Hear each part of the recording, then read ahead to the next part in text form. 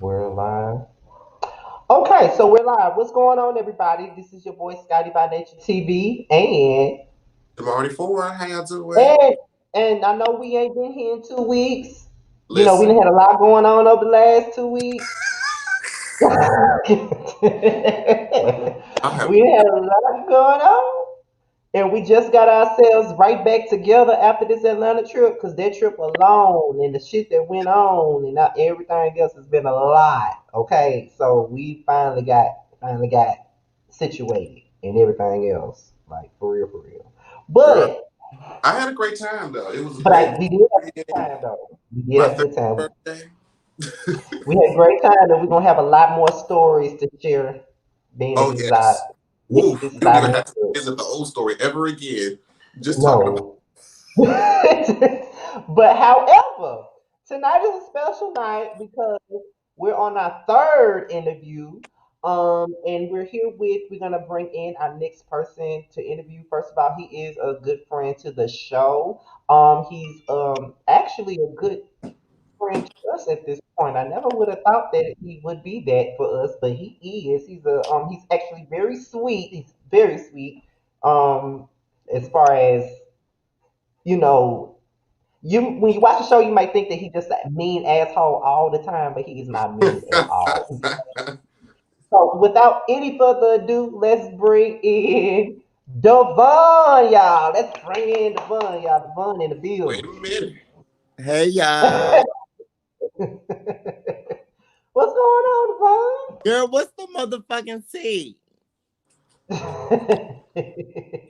Hold on. Your audio, as soon as he came in, your audio started doing the helicopter again. Not the helicopter. Do you hear that, Devon, or is it just me? I think it's just you because I hear Okay, both. it might just be me. Okay, let me go out and come back in. Oh Lord, we're not gonna be doing this all night. I don't know what's going on with StreamYard tonight. However, we glad until Jamar come back in here. We're glad that you in the building though. Like, we glad. No, we ain't Yeah, I'm really get to glad that you guys reach out to me. So, we we ain't got get to we ain't get to talk to you too much. We ain't get to talk to you too much when we saw you in person. But we no. gonna get into this. This is so A ratchet. bitch was looking good as fuck. So despite all that shit, Because I can't hear nobody. you can't hear us. What? Hey, Hold on. Wait, I think it just fixed itself. Say something else. you Hey. can't hear us? Okay, now I can. Girl, you over there, you got dial up, bitch, and shit. This fucking as much money as I be paying for this motherfucker. Anybody had dial up since like 2002. That's what I'm trying to figure out. Okay.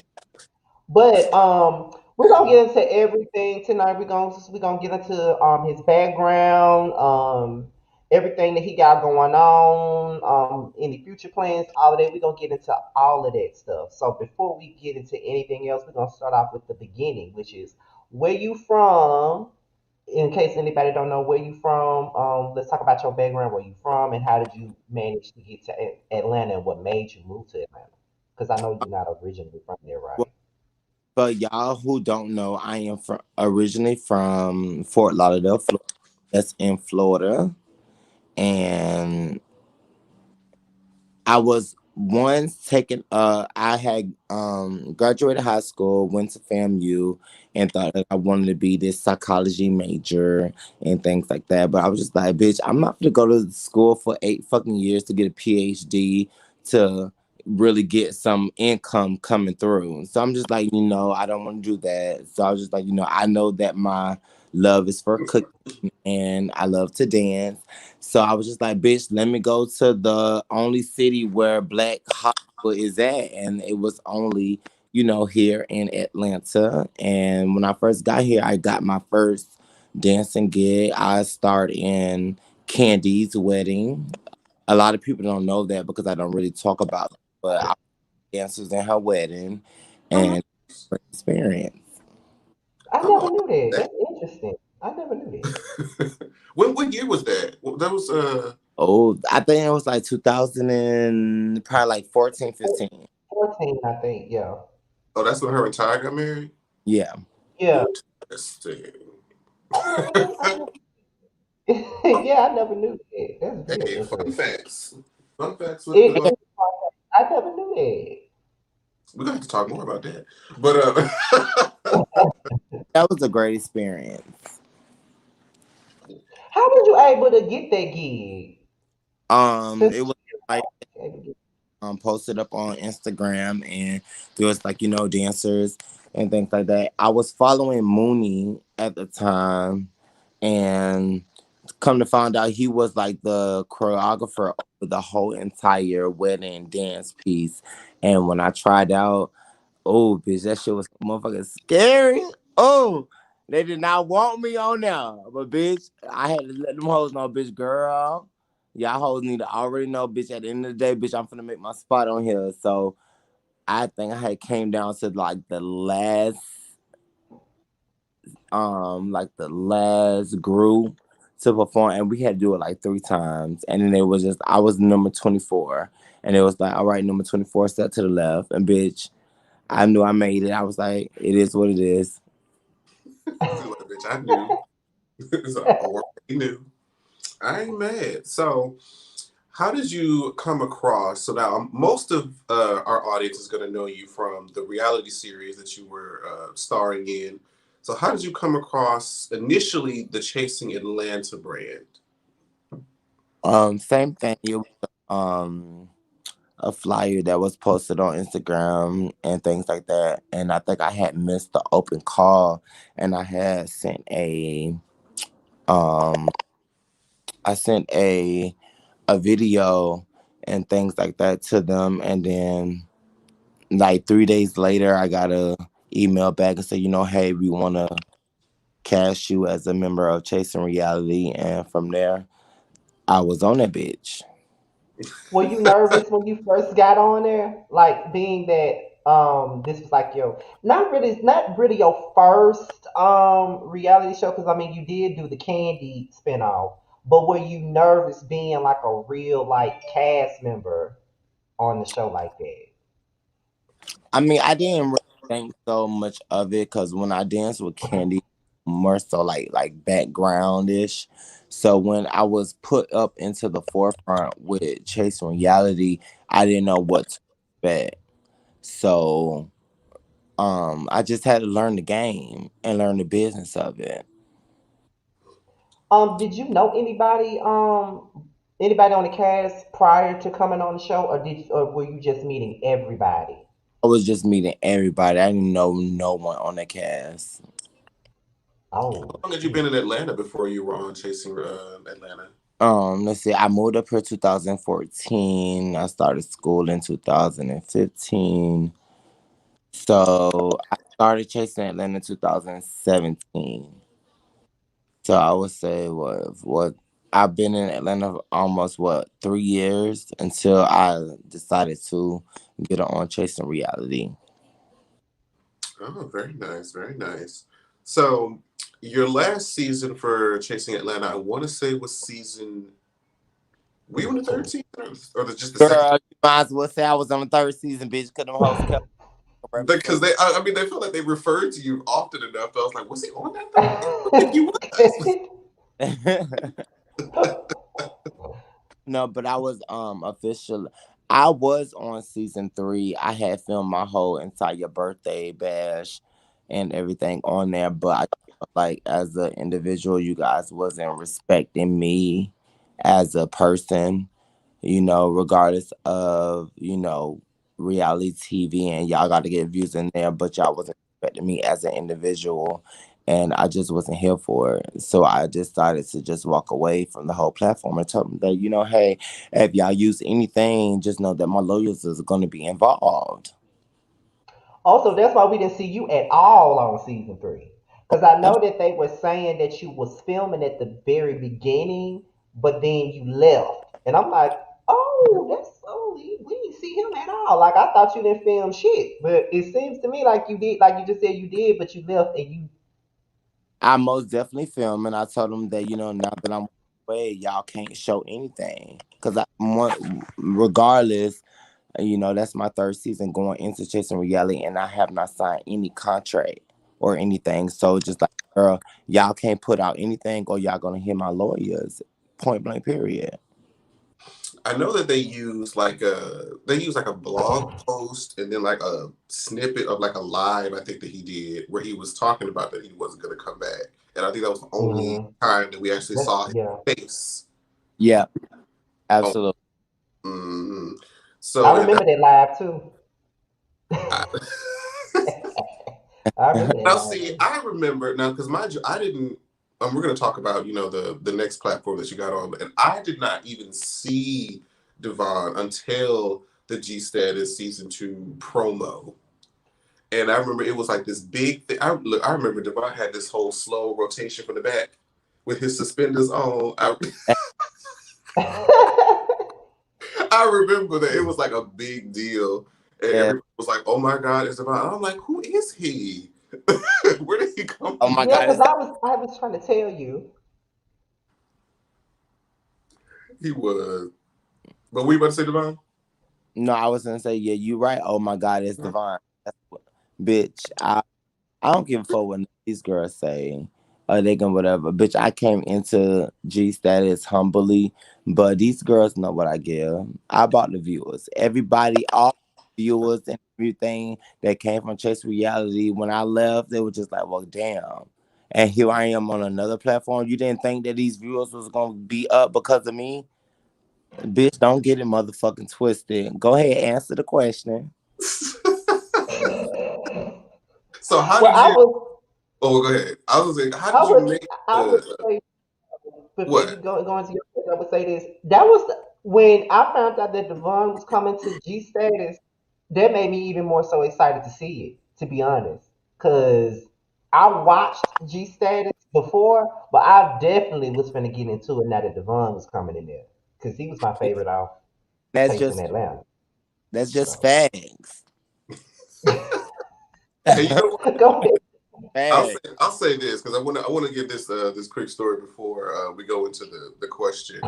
Because in what was it, January of this year was when Scotty was telling me like, hey, I was speaking with production for this show. You could really talk about it on your channel, kind of get your resurgence for your channel back up. And I'm like, oh, you know what? I was at this job that I didn't really too much give a fuck about. I'm like, let me watch this show. Mhm. So I watched it and I was like, okay, I'm really, really excited for the next season. And that's when they had just dropped it, or it only been out for like maybe a few weeks. And Mhm. I was like, I'm excited to see they put a trans woman on there. I was excited to see Brandon at the time. And I remember they used Devon, and everybody was talking about it. I'm like, who is this dude?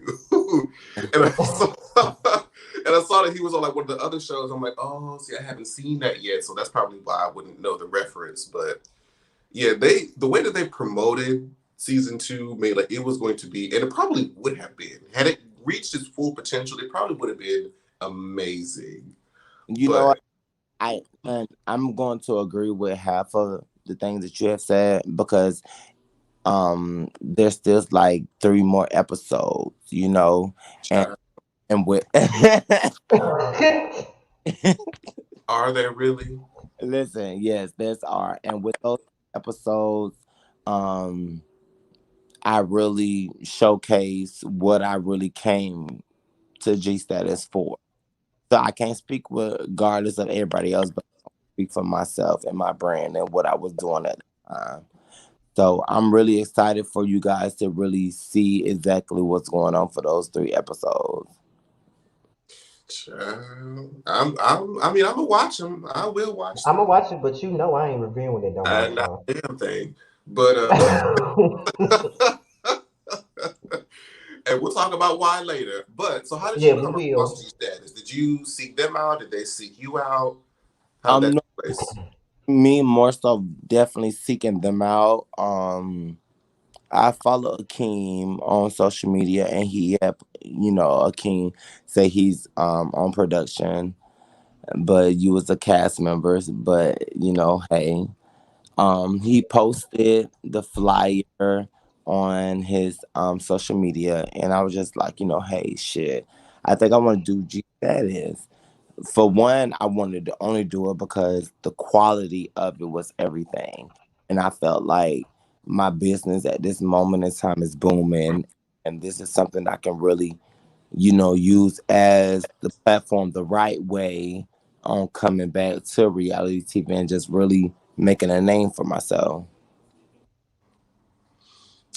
Well, that you did do. Yes, you did. Yes, you That you did. did do. But before before we get into all that is G status, because we're definitely going to get into the happenings because we were Hmm. all there to bear witness to what happened on November 7th. But tell us a little bit about your current career. Like I know we have your culinary, you have your music. So tell us what you got going on. Why? Well, right now I am working as a general manager for this restaurant. So it ties in with my taste of royalty business. I'm able to promote my business. I do a lot of catering with the job that I'm at and with taste of royalty. Um right now I just feel like when it comes to my business, when it comes to the catering business of it, everything is just like set in stone and in place. I just got a catering gig next year, and it's for a family reunions feeding about 85 people, so I'm really excited about that. um as as of everybody know that I do music now, so I'm getting ready to shoot Pop Off with Lil Kendra, and my Supreme video is coming. And I mean, shit, I'm just like I'm happy right now. Like shit, just just taking off, and it's just exciting.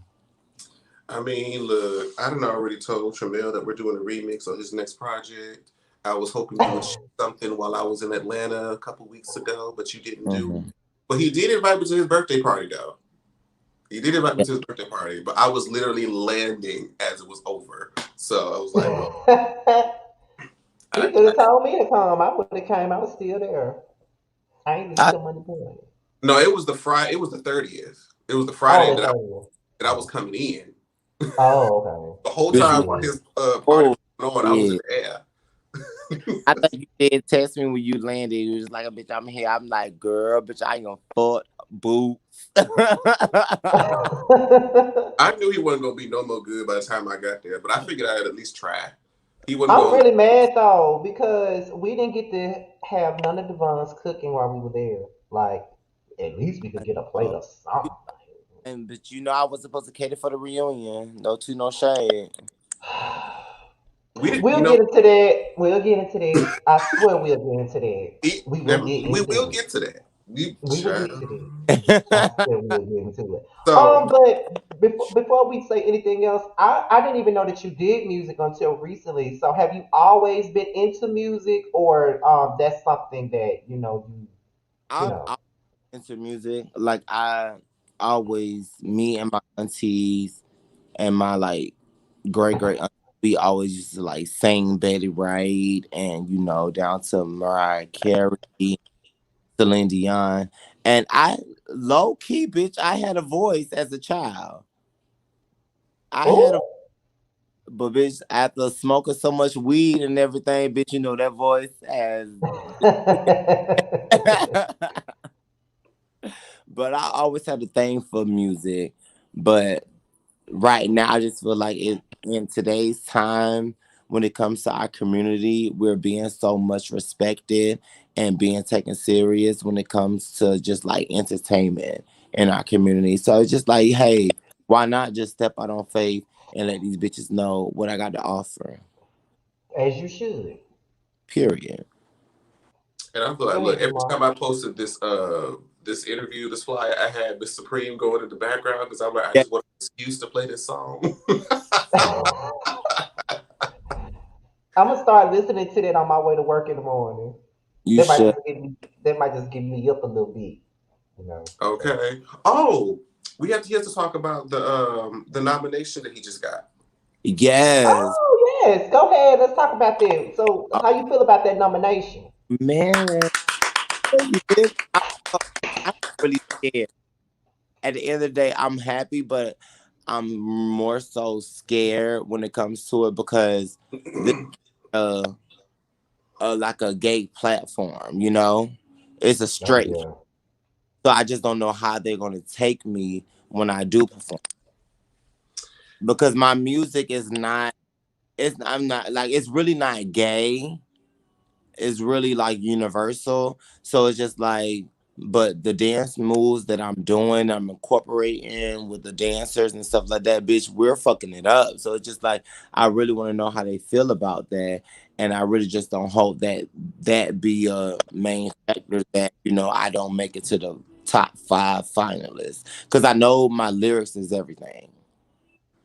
Yeah, Well, yeah, I feel like you have every right to be nervous, being that this is a different crowd. You do have a right to be nervous, but I don't think that you should let it overtake you either. Just go in with the confidence that you do, have, and the confidence that you show, and just turn it the fuck out. You never know. You may be able to change minds or opinions on what people have to say about music as far as coming from a gay guy, because it is difficult for gay guy. Like, we could do entertainment all day, we could do reality TV, we can do blogs all the time, but a lot of the times when we doing rap music, that's like a straight man type of thing. So when you got a gay guy coming in, and we got to bring it.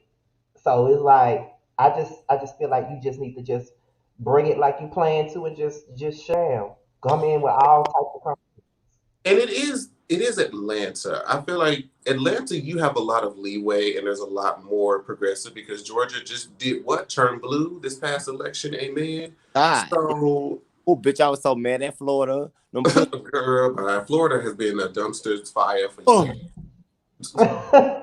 Florida has been a dumpster fire since 2012 with Tavon Martin, but we won't get into that. But yeah, then like if you make it to the top five, if I'm not mistaken, you get to come here Yeah. to perform in LA for the BET. Was it the BET Experience? Yeah, the BET experience and a chance to win $10,000. So that's my goal right now. Fuck everything else that's going. That is my goal right now. I don't give a fuck about nothing else. I mean, that would be dope. I mean, even if you just come in to perform, I'm gonna be in the audience, hyping you up. Yeah, and you could take me when I get that bitch. We can go out and get something Well, to eat because I know hopefully I'm gonna be places hungry. to go. So hopefully by then there'll be places to go and the city will be open back up again. Because right now ain't shit. Damn. Ain't shit. That's why I couldn't wait to get to Atlanta so I could actually go out and actually be social. Yeah. But with the way shit looking right now, everything can shut right the fuck back down again.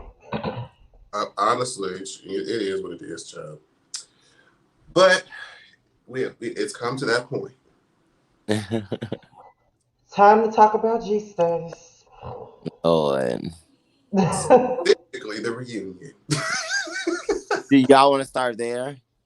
I mean, I feel like the It's reunion is supposed to be like a recollection and a review of the season as a whole. So we'll talk. I mean, let's see. Yeah, we'll start with the reunion because Yeah, it's we gonna can it's gonna start with branch that. off into some of the other things that relate to the season that I want to talk about as well. Okay. Right. So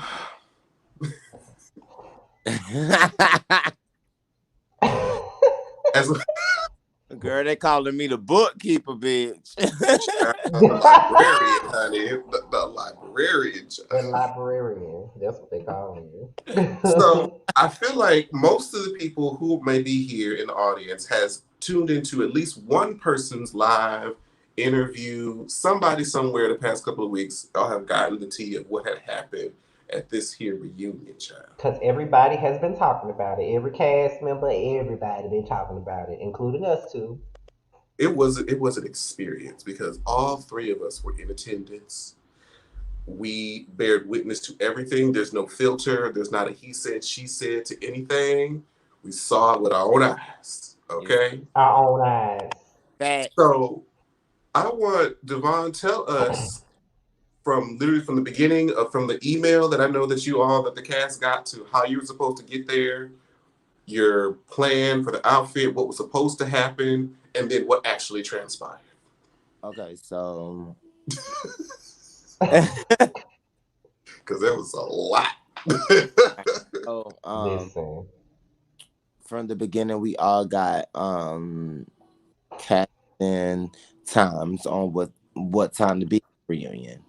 So I would say that most. So a couple of people was running late, myself and whatever, and things like that. But I got there like probably like around 12. I was to be there at 12:30. I got around like a 12:50, 12:55 ish, and from 12:55 me, Tremel, Ike, we were all sitting out there for an hour waiting to go in the venue. So I'm just like, well, bitch, why are we continuing? Bitch, I done went to Wendy's and got me something to eat and I came back, bitch, still out there waiting. So I'm just like, well, what's going on? Why are we continuing to wait?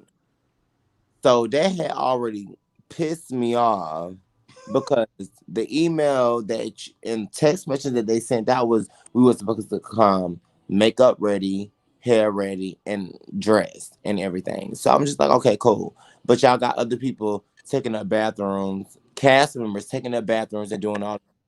So I let that slide. I try to let them get their shit together. So I let that slide. So I'm like, okay, cool. So here we are. We get a chance. Finally, we get to walk in the venue. Beautiful. It was set up so beautiful. Shout out to them and Martell. It was really, really beautiful. So after that, everybody is just sitting waiting to get to walk up on stage so we can start. Lady Monet, this she came late, but as everybody don't know, like once these episodes start to air, she is a part of the B cast members and things like that. So she a situation happened in the back with her and Sherrod. I was not there and things like that. They say Sherrod had pushed her after that, so there was already tension and things in the air. So here we are, we're getting on stage, and we're introducing ourselves. The host is talking. They I would say probably like 10 minutes in the beginning of the reunion, the host was already getting cut off by the individual. um they got into it with one cast member and their boyfriend, and it went left. And then from there, this individual just decides to continue to disrespect not only me but everybody else a part of the cast, even the host. You guys was there, and it was just like it just got frustrating. Most And definitely. Now, it's one thing that I just missed when you said something happened backstage with Sherrod and somebody else. Who was the somebody else? that was Lady Monet and her boy. No, Okay, that so was that happened. it was Lady Monet and Sherrod. Okay, that takes me back to when we were sitting down, Jamar, and I was like, it looked like somebody back there, like it looked like I had told you it looked like it was some commotion back there, because even though we were sitting, that's when we first moved up front, and I was like, am I tripping? Is that something? Because it looked like somebody was holding someone back. It looked like it was a whole bunch of commotion back there, and I just didn't know who it was or what it was. But I remember telling you that, and you was like, "Girl, what you talking about?" I said, "I see something back I don't remember you saying. I think I do remember you saying that, but I thought that was afterwards. But now, mind you, before the reunion, high as a kite. Oh, I was So, hungover when I got there, so. You was. child, you was going through with that child. I forgot about that part of the whole story, but but anyway, I thought it was Lady Monet's boyfriend, or this is what I had heard. It was her That boyfriend. end. What Yeah, that happened? happened at the end. That end. Oh, okay. So that was the okay. So that's the part that I didn't know anything about the pre part, the beginning. Yeah, cause I didn't know exactly what was going on back there, but I did tell you though. I said something going on back there. I don't know what it is, but something just happened back there. This is before y'all even came out on the stage, because we could still Exactly. see through that glass. So I'm like, I don't know what's going on, but something happening back there. But then I guess they But contained it. I wasn't a part of it. I wasn't a part of it. I wasn't. I can say I can speak fact and say I was not a part of that situation. But throughout the whole entire reunion, we're just like, 15 to 25 to almost 30 minutes in. And right now, we're still trying to move on. And just individuals just keep on disrespecting everybody. Everybody. And it's just, it got frustrating. I'm just like, well, what is the reason why he's doing this? Like, there has Mhm. to be a reason. Because I had spoke with Tremel. I had met with Tremel that Thursday before. We had went out and he had told me how him and his boyfriend had a couple of altercations over the past few months with this individual. And so I already knew that Tremel's boyfriend was going to leap from the audience and come at her. I knew that was bound to happen. It was only a matter of time. The first moment that this individual said something in Tremel's direction and Tremel had to raise his voice, he was already out of his seat. Oh So yeah. And he said something, and that individual said something to Tramiel for no damn reason at all, but whatever. Like, no reason.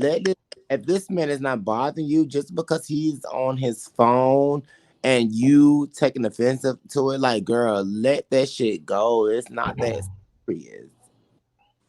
It's most definitely not that serious. And I just felt like, regardless of the fact that I may have started it, because that's what everybody is saying, that's what he's putting out. If whether Bitch, if I have started it, I don't give a fuck, because at the end of the day, bitch, girl, you was being motherfucking rude, and to have your motherfucking family, mom and stepdad in the audience while you sit up here acting a fool was totally disrespectful. But you can pull this shit with the rest of these girls, but you're not gonna pull that with me.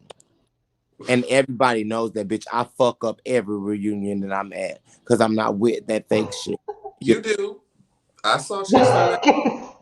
I was catching up on my Chasing Atlanta right before I came to Atlanta, and I watched that season 2 reunion. Oh Lord. oh, that was the first one. I would child. Well, I'm gonna ask you this before coming into the reunion. Coming into the reunion, who are the people that you was expecting to have drama with coming into the reunion? Like, who did you expect to have words with? And did you have words with people that you didn't expect to have words with? I honestly feel like, coming into the reunion, there I didn't have no, there was not gonna be any animosity towards anybody, because I was coming to speak nothing but my truth and my facts and how things played out throughout the whole entire season. And majority of girls lied on me. Majority of these girls did stuff for clout, and that's their low self-esteem. So it was just me coming to speak my truth and me to hit that motherfucking stage and introduce this motherfucking music to you guys. So I really wasn't skeptical on me having beef or me going back and forth. But that moment, I just felt like, Dre Simba, not Dre Simba, for, like, you're really doing too much. Like, everybody has watched this season. Even we have watched it. We not have one type of encounter when it came negative, other than the hibachi girl, and that wasn't even towards you. You intersect yourself into that because of Dre Simba being your best friend. So I don't have no beef or smoke with you. So all that energy and thing that he was doing at the reunion, I was confused, and everybody was confused. Like, well, girl, what is your beef towards Devon?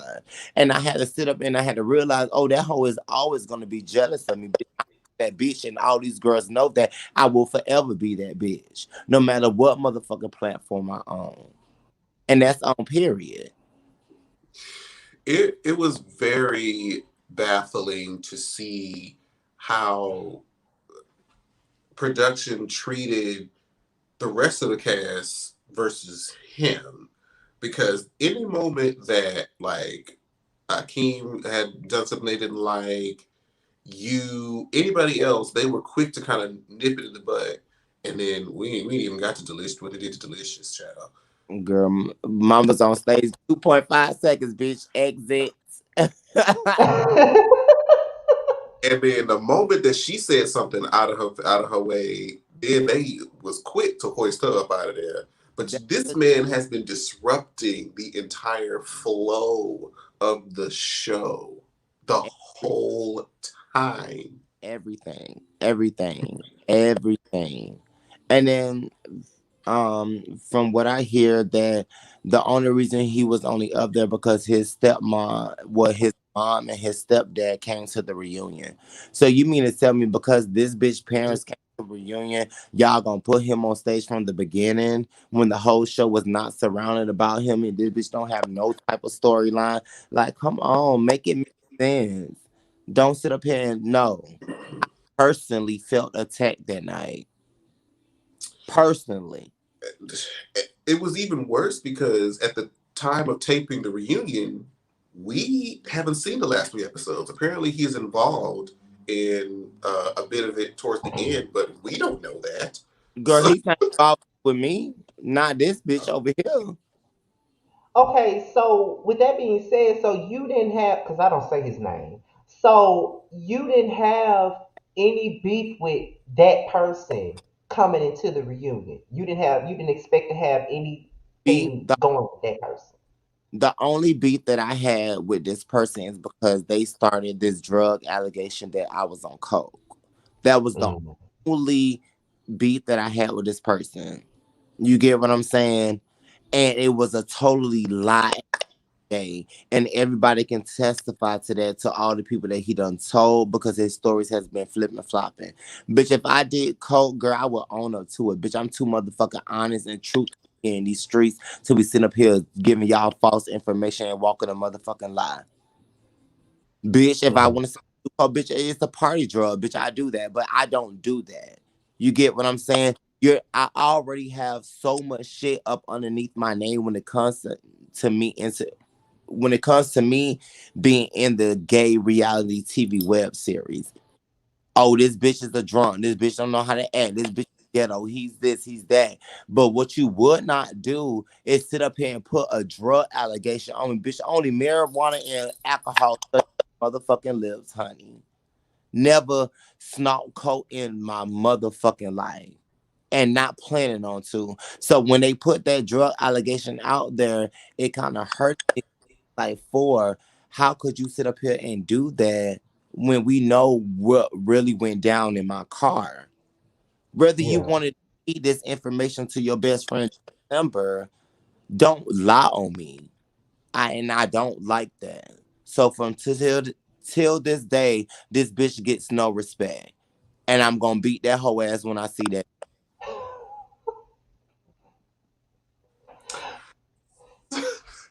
so I want to know, and I think we talked about this before, either on live or on FaceTime, the process.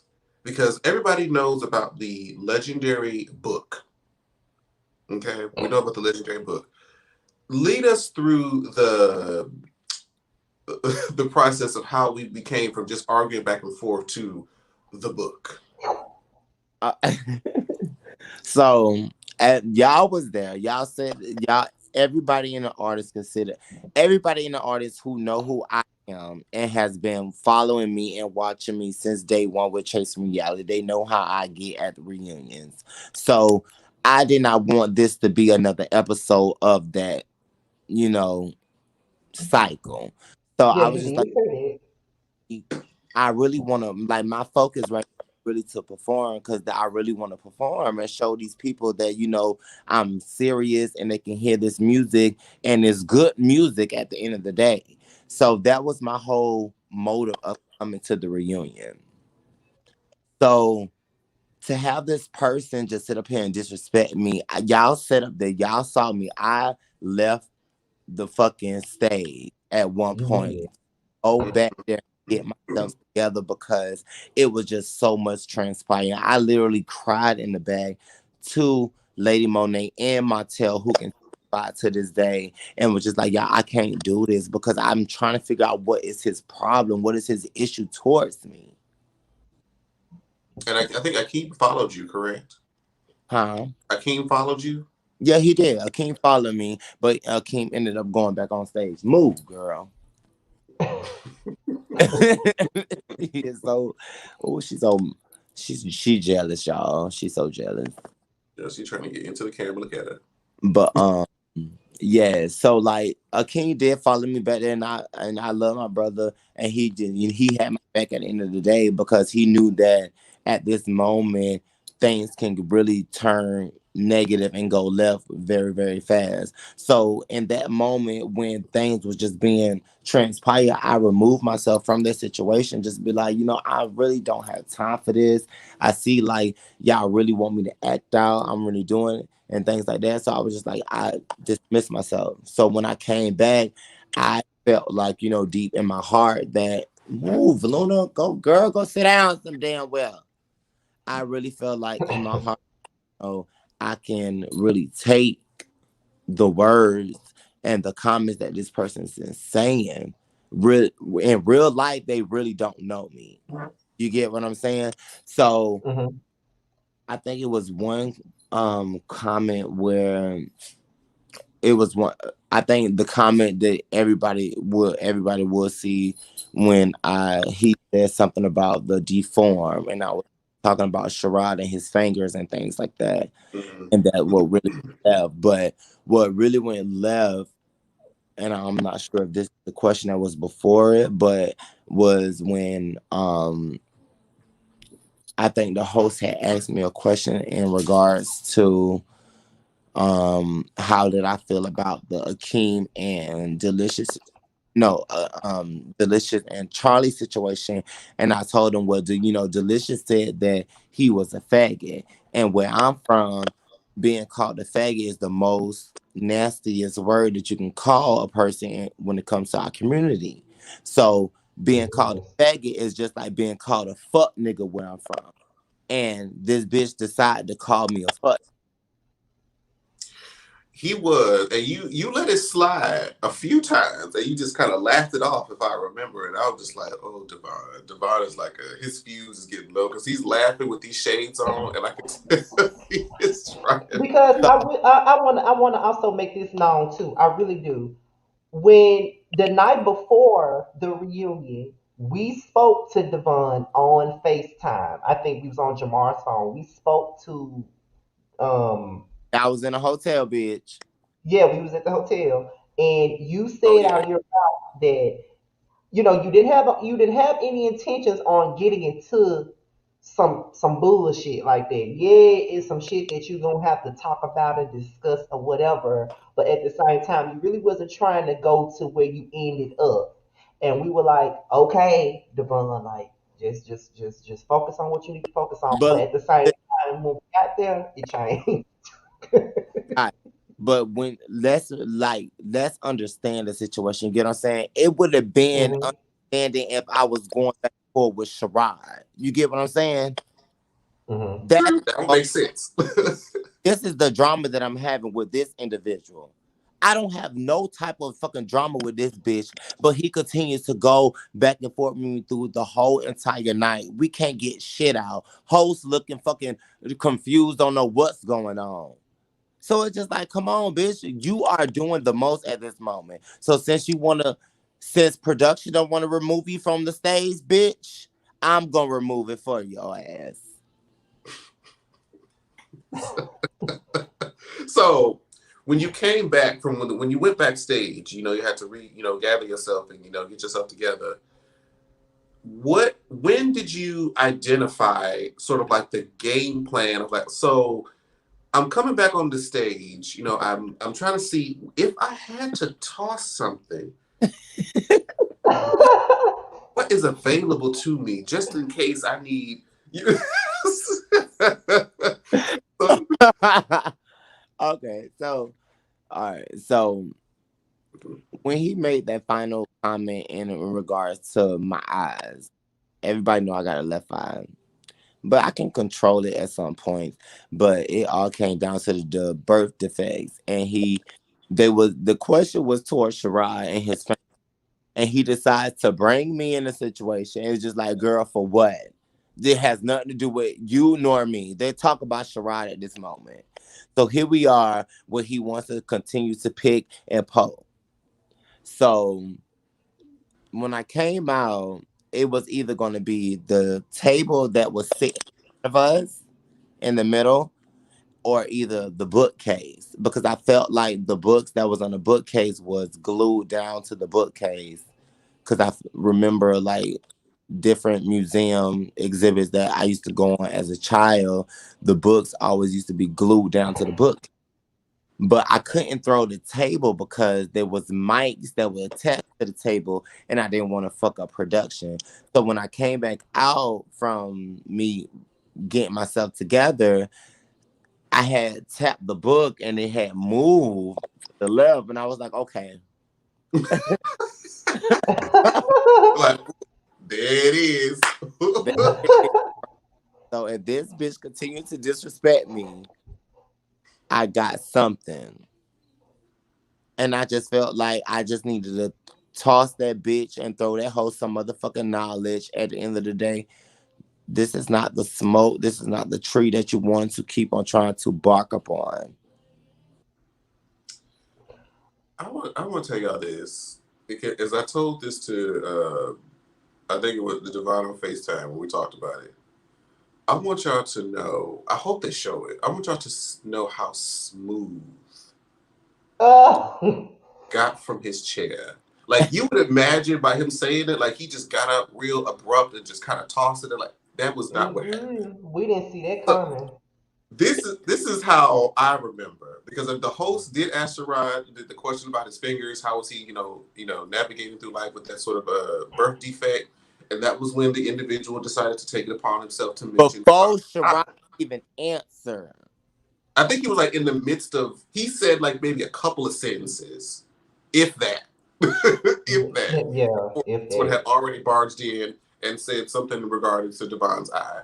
Baby, let me tell you something. This is what Devon did. Devon got, Devon got up real casual, got turned around, got that book, wham. And Because I thought he was just about to leave the stage again and be like, you know what, I'm done. I don't yeah, want to do because this. I looked at you and I said, Lord, Devon gonna walk off this stage every 10 minutes tonight. He really trying to keep his composure.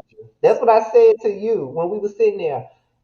But when I seen them blue books come flying across that damn stage like a blue bird, I'm like, oh my God, Devon.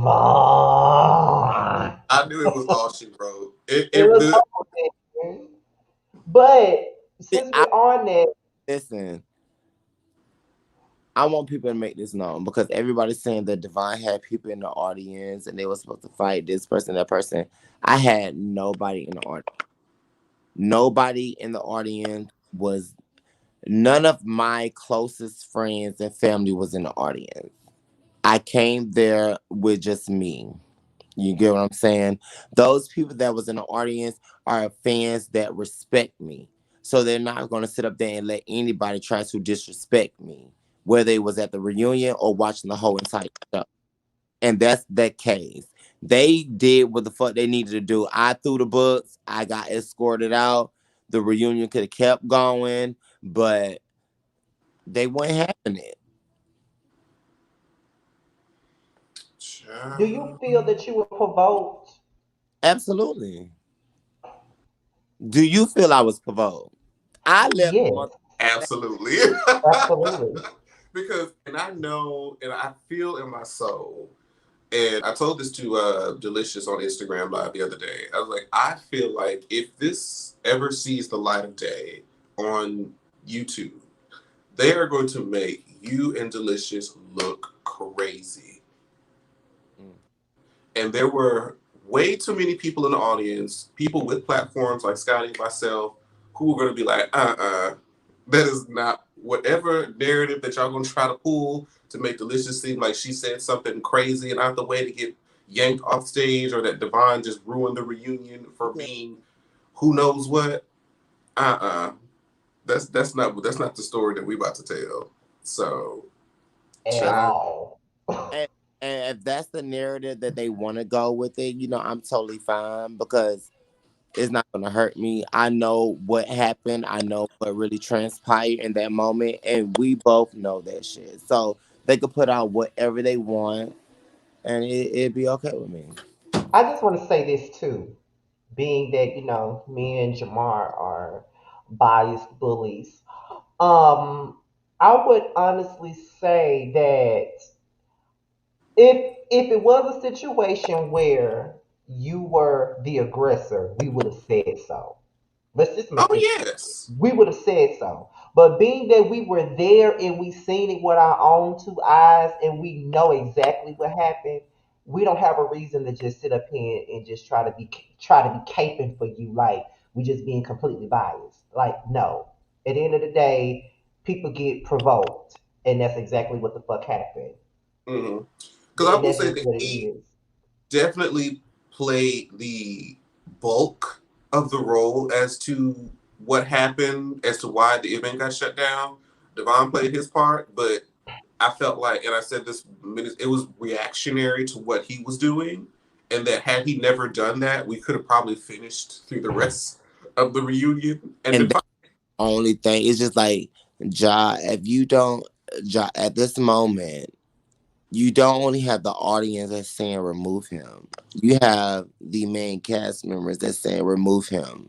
You are watching it. We cannot answer anything. We can't get past nothing. Girl, we're only 30 minutes filming into the reunion. Let's talk about some serious shit that needs to be discussed. I should be going back and forth with Sherrod. Why the fuck am I sitting up here trying to figure out what the beef is between me and this cokehead and we're going back and forth? Bitch, make it make sense. The fuck? I mean, we were all confused. Me, you, the rest of the cast, the audience, all confused. What is I issue? definitely was I don't even know. Um, I honestly don't know. That hoe sit up there, that hoe got amped up because she had a mic on and her family was in the audience. But baby, I should have looked to your mom and said, good honey, you should have swallowed that seed, honey, because the way that your son is sitting up here acting and embarrassing y'all, bitch, is ridiculous. You know what? I actually was starting to get excited because he said that he was going to leave and take his family with him. And I I'm, saw my oh, we could thank have you. passed it. We can We could have rest got past with we the could have got event. past the whole bitch, everybody would have been performing. Bitch, my only the whole situation that would have came up with Sharon, like, girl, it is what it is. I'm not pet. I'm not pressed. I'm not nothing. We at the end of the day, we both know that we would never fuck with each other, and we would have kept it as that. I'm not answering no more questions. And that was my whole motive at the reunion, not to sit up here and getting back and forth 30 minutes to 15 minutes into the reunion with irrelevant ass bitch. Well, how did And you feel about the host?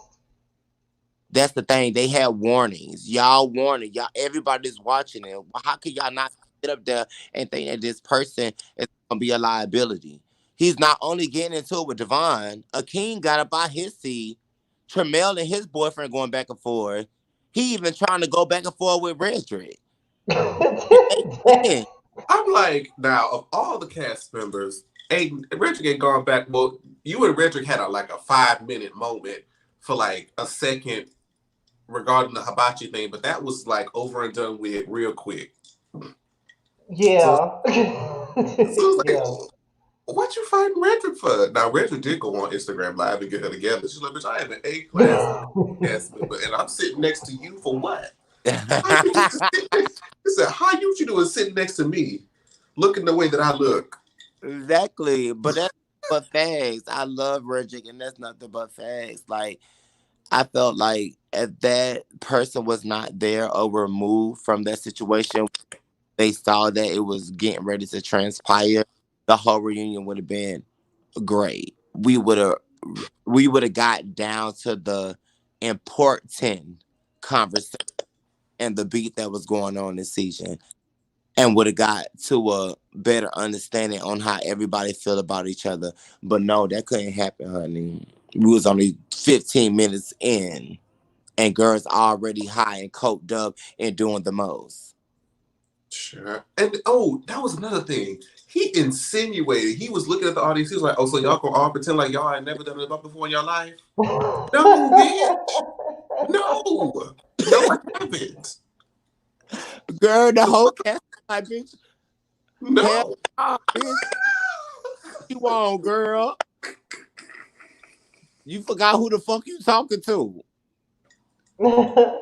Don't told on your motherfucking self, girl. Didn't even know. Cause you too hot. That hoe still gonna get her ass beat. Oh Lord. You, Well, um, how do you feel about the future of G status at this point? Being that we haven't even had any episodes in like over a month now, what do you foresee the future of this show at this point? And for the people who may not know right now, what is your future with the show? Okay. Well, I mean, I spoke to production a couple of days, and I felt like I owed them an apology only because how I reacted. That was the only reason why.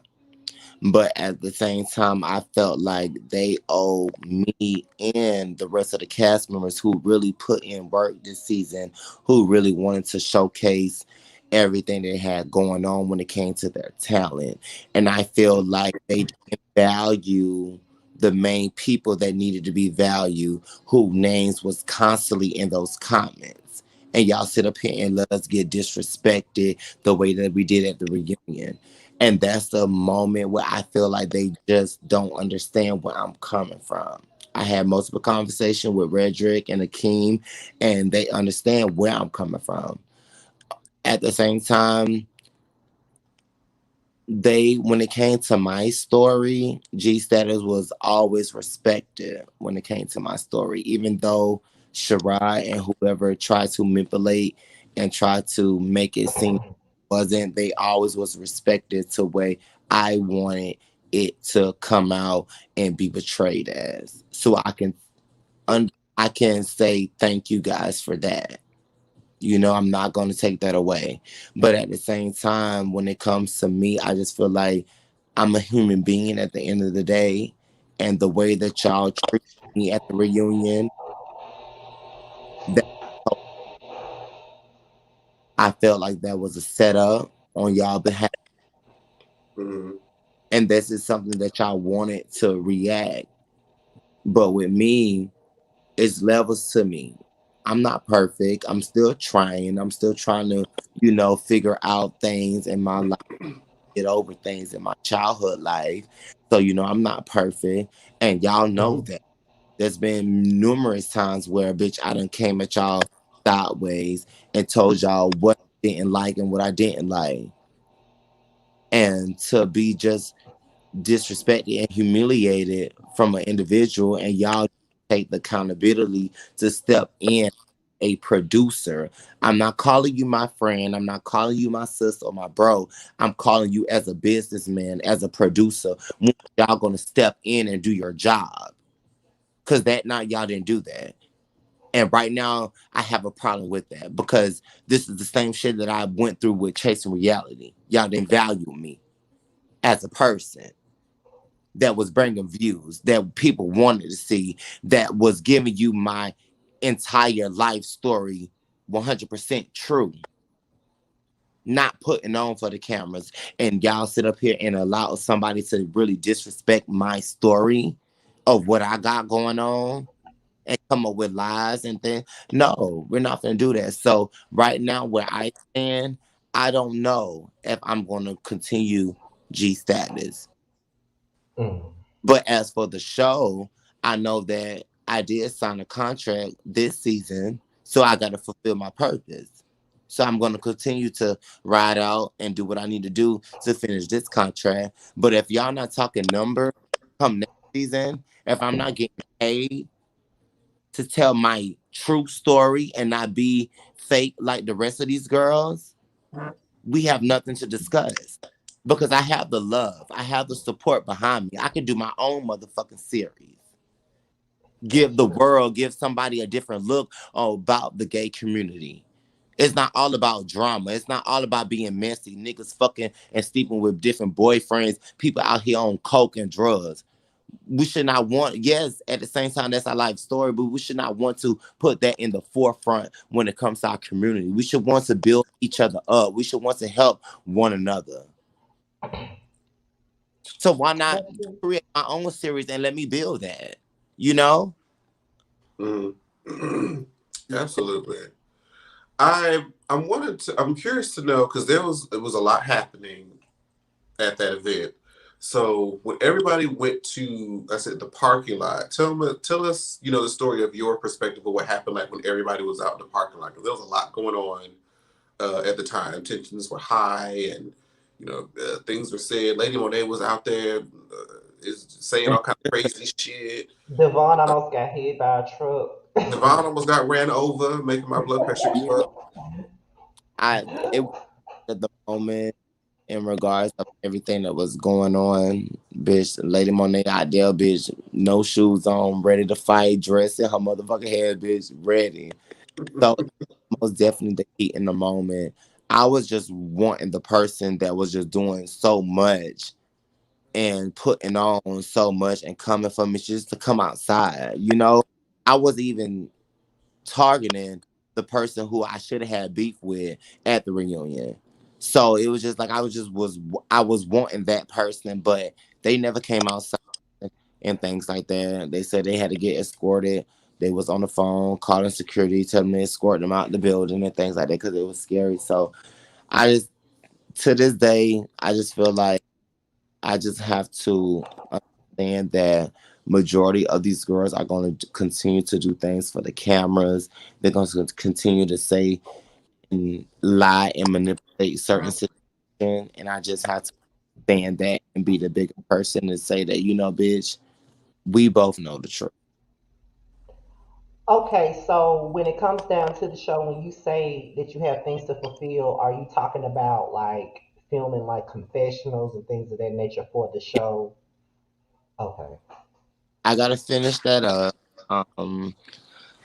There email that was sent out in regards to a reunion part two of us sitting down with certain individuals who we had beef with that would make more sense, but I don't think that this person wants to sit down with me, so I I don't know if I'm going to be a part of part two of the reunion. So I can't answer that, but I mean it is what it is. I'm not really here for them. I'm just here for my brand and to rebuild it like how I want it to be rebuilt. Yeah.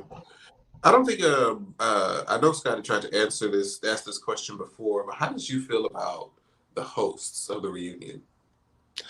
I feel like they most definitely did not watch the show. They didn't know what was going on, They didn't even know who cast, but I think they was putting Tremel name on Roman when they asked Tremel.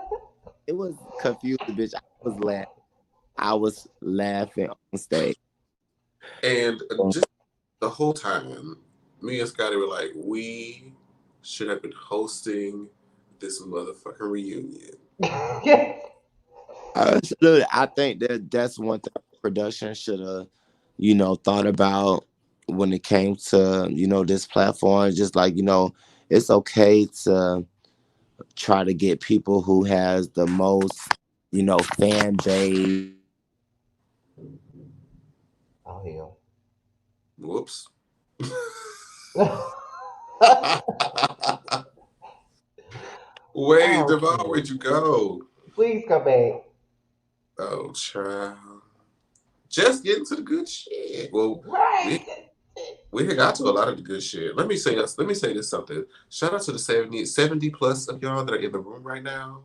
Thanks. Thank That ya. is dope as fuck. Oh, he coming back. He coming back in. Hold on. It says he never left. I know, but it's The hell? another How's he on here one. Got to twice? remove the other one up on it. I don't know. I think it's- Uh Okay. okay, there we Okay. go.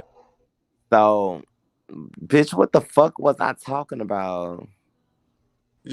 You was talking about Damn it! Now I'm getting the damn helicopter shit again.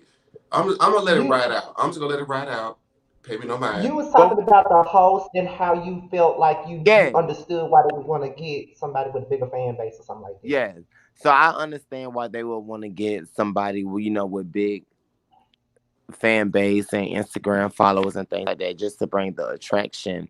but it's always about quality before quantity. And to have somebody that knew the cast members that watched the show would have made it more relatable, and to give you guys personal input on how y'all really felt about it, because y'all are viewers of it. They didn't know who the fuck we were. Had no clue. And the thing, I'm sure that he had to pay them a cute coin to show up and do that. And I'm like, me and Scotty would have done it for free the first time. And then so Right, first time. back, piggyback, piggyback, piggyback, to pay these hoes so much money and things like that, and still allow this individual to interrupt these hosts that you don't pay, but you didn't pay us no money yet, bitch. You paid the host. Make it make sense. That's why I don't, girl. And John was like, I'm not rich, I want to make this thing, work. But I'm just like, you allowed him to sink your ship. You really did. Because even if you wanted, let's play devil's advocate and say that you wanted him to be a part of the reunion in some way. Okay, that's fine. Since he was being disruptive, just remove him, make him backstage so that everybody else who can have their questions asked. When Y- it's time for him to come out, put him on the stage. yes, ma'am. Exactly. Boom. Everything would have went so much smoother. You would have got to perform. Our guy would have got to perform. At least Ice got to perform. At least Yeah, I at got least to he perform did. his He song. did. And that song. So I love his song. It's so beautiful. It was. That was probably one of the main highlights that did get to happen.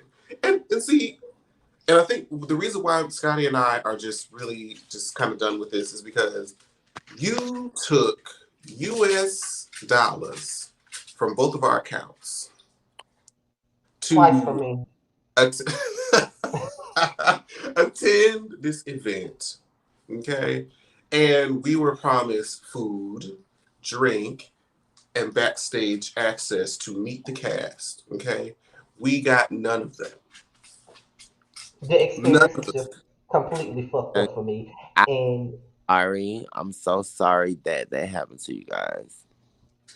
And yeah, it's it, I have to put the majority of the blame on production because I mean the cast played, their role, but you rule this castle.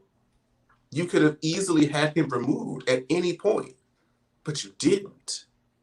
You let it and just continue. and honestly, it's like being that that happened, and then the things that has transpired after the fact, especially in regards to me and Jamar, it makes me not want to have like nothing to do with the show at all. Like not review it, not talk about like nothing. Maybe we could interview maybe one more person if they want to be interviewed, but other than that, it's like I just feel like it's what that can't you say the disrespect that you gave was enough. Like you know what I'm saying? Like it's like we came there because we really do love the show. Me and Jamal love the show. We love to review the show and we love to talk about the show. You know what I mean? Whether it's good, bad, or indifferent, we love the show. But once we got and we were excited to come to the reunion. You know what I I mean? Like Jamar convinced me to go at bitch first. Jamar, yeah, before that motherfucking plan left, bitch. Because I was, I wasn't too keen about it because of COVID and all that other stuff. But your mom was like, bitch, they want Unless us both to be there, so let's go. So I once came. in a I bought my lifetime. And I had do y'all know the preparation that I did for this goddamn Yeah, event? I heard you extended your because you was here for my birthday weekend, so you most definitely extended your stay. I was He supposed to leave did. that Thursday going back Yeah. home. And then Scotty said he was coming that Friday. It was gonna be there that weekend. I was like, okay, so let me see if I can make something work where, I could stay over the weekend, we could both go to the reunion and be cool. I couldn't even tell y'all what happened with me in Southwest, but the lady just told me that we were able to extend your stay and you didn't have to pay nothing. Yes, God. Won't God do it? Hallelujah. So Exactly. it's like, yes, let the stars align, let the blessings come down like rain, and then y'all do this to me. Yeah, You know, it's like it's one thing. It's one thing that we went to the reunion and we didn't get to have the experience that we thought we would have. And then it's another thing that after the reunion is over and everybody is talking about it, and me and Jamar basically give our viewpoint of what happened because we were there, then because we're speaking our minds on it, now we are, now we're ugly ass bullies and shit like that because we spoke our minds on what we done seen no, already. no, It's just, it's no. just like, it's just crazy to me. So it's like for all of that, including that bullshit, I'd rather not even speak on this show at this point. Like I'm done with it. Like when the episodes come out, I'll watch them, but I'm not gonna get in front of that camera. I'm not gonna edit a damn thing. I'm not talking about it. I mean, I said I may the only thing I'm gonna I talk may about. interview somebody, but I ain't talking about this show. Like I'm Oh not yeah, even we'll spend my definitely time. interview people in adjacent to the show or what have you. But I'm the one thing that I want to talk about. I want to see how they're going to piece together whatever reunion happens. Whatever If reunion, they, I don't even know if are they gonna even use that stuff? maybe. I mean, because I that's one think thing about it. Like when we was out there with our guy, we met him. When we were talking about just the general frustrations after it just happened. Um, there was a little guy over there at the corner with his camera pulled up right at us in our face, child. I said, you are good at your job because I did not know that you were there. I did not know that he was there. And he had that shit right there. We got so there's plenty of stuff of us in it if he decides to use it. But because he's not gonna get nothing from whatever that part two shit is. He ain't gonna get nothing from that. yeah, a lot of people not doing part two. And I mean, I don't blame. It's here it is. Um, I just think like at this moment in time, there is a conversation that needs to be held if you want to continue. You know, and I'm just to the point. Like I said, I'm very 50-50 with everything. Do I need status ATL hustle? Absolutely not. Was it a great platform? Absolutely yes. But y'all just got some techniques that y'all need to work on, and I'm just not here for the disrespect. I agree. And like I said, Yeah, Scotty just introduced me to the platform earlier this year, and I was really enjoying it.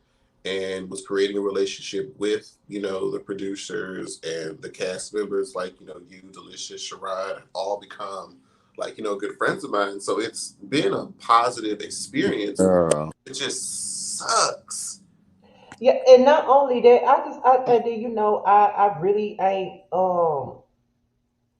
I really ain't talk about it that much, but it's like at the end of the day, to me, I just feel like it's just disrespect altogether. Like not it's one thing to not agree with something that we said or may not like something that we said, but it's another thing when you go and you do the absolute most and go on different platforms to speak ill of the people that was supporting the show. That's the issue that I got, and that's why I don't want nothing to do with the show.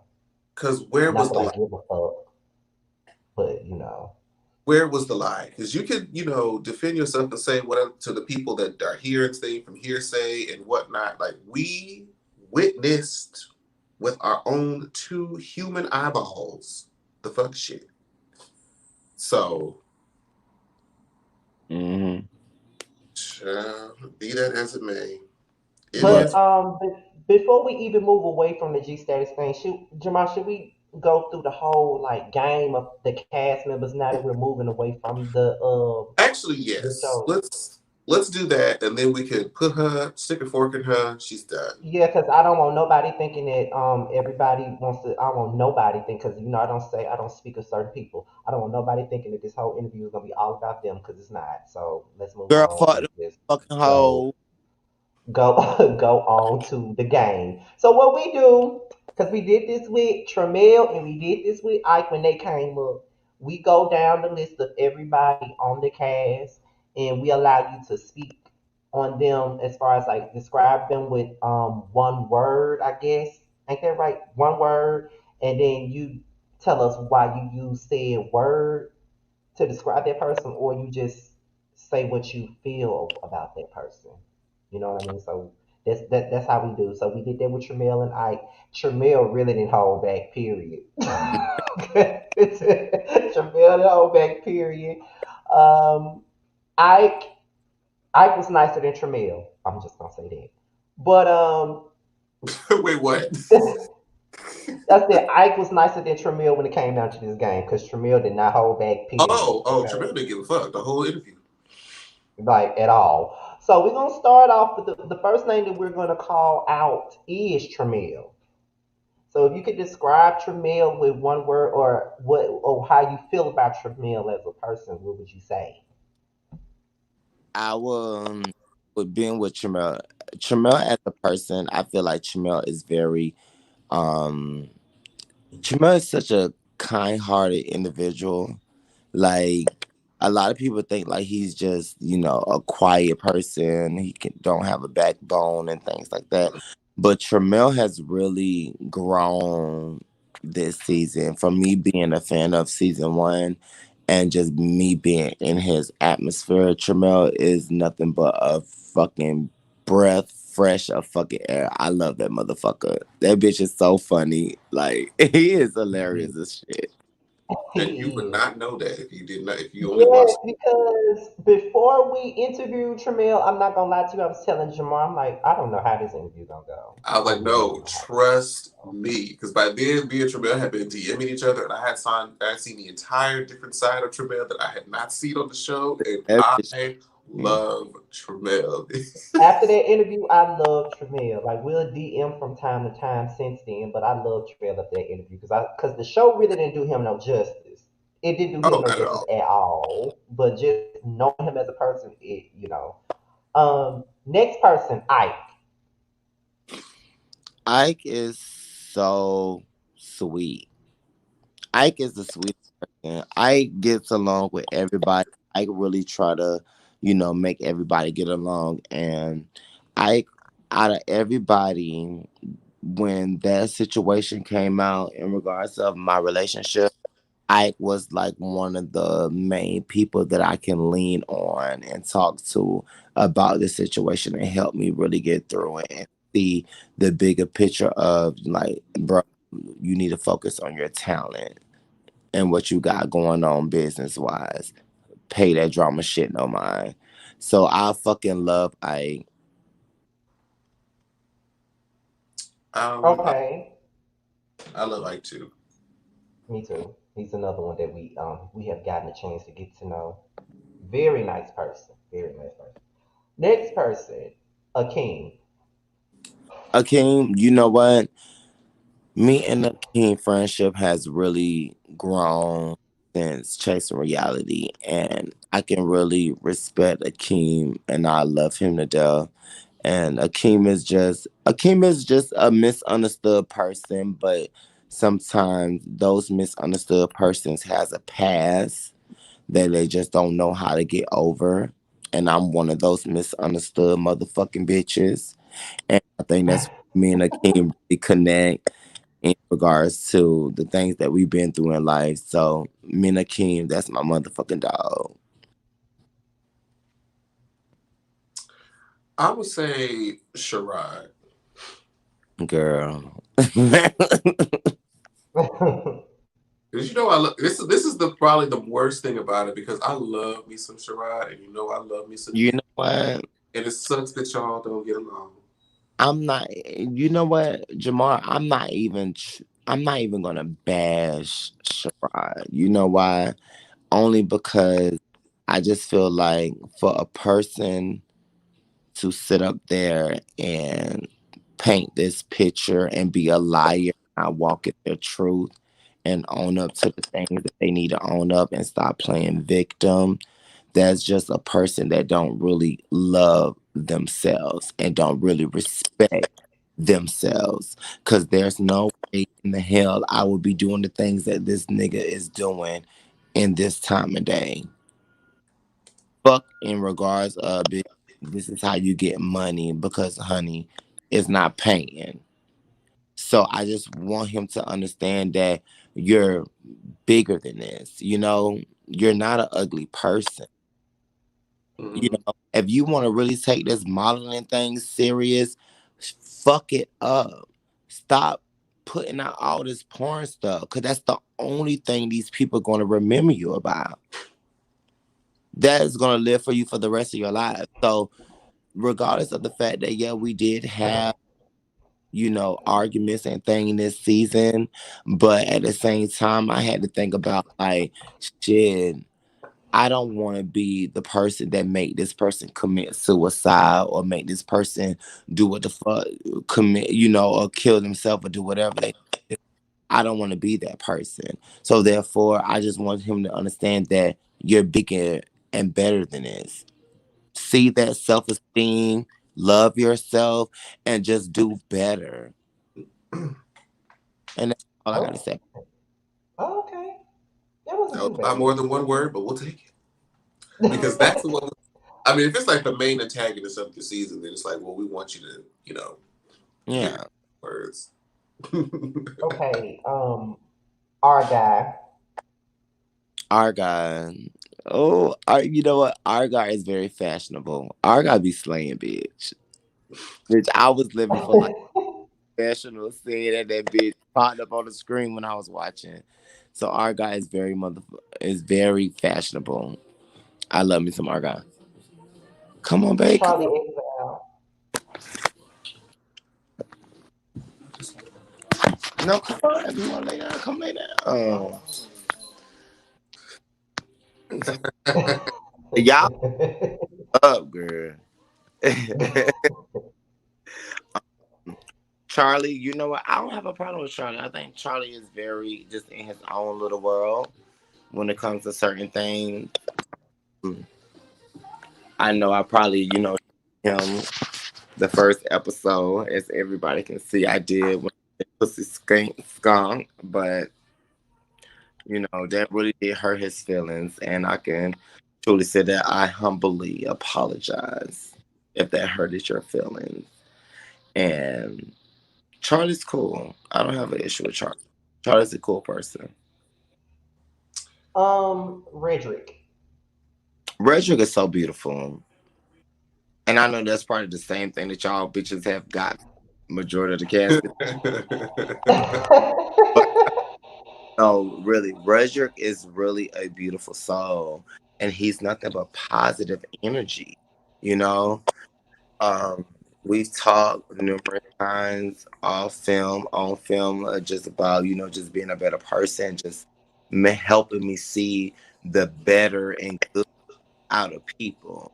And I can really really, really, really respect Redrick. Redrick is such a beautiful soul. I'm so happy at that man. I'm gonna say delicious. Um, the, I would most definitely say when delicious. I just feel like she's very lost, and the only reason why I say that because she's just that person that just floats where the wind blows, and I just felt like, for one, you knew the information that transpired with my boyfriend, Sharad, and yet you decide to tell me because that was your friend. But here I am trying to build something with you, inviting you to everything that I have coming up and all of my events, and you were there. So I just feel like it was kind of being fake in that aspect. But I just feel like she's very lost when it comes to her being who she really is. That's Okay. fair. Um, Roman. Roman, I like Roman. Me and Roman, the crazy thing about it is Roman, me and Roman almost got into it.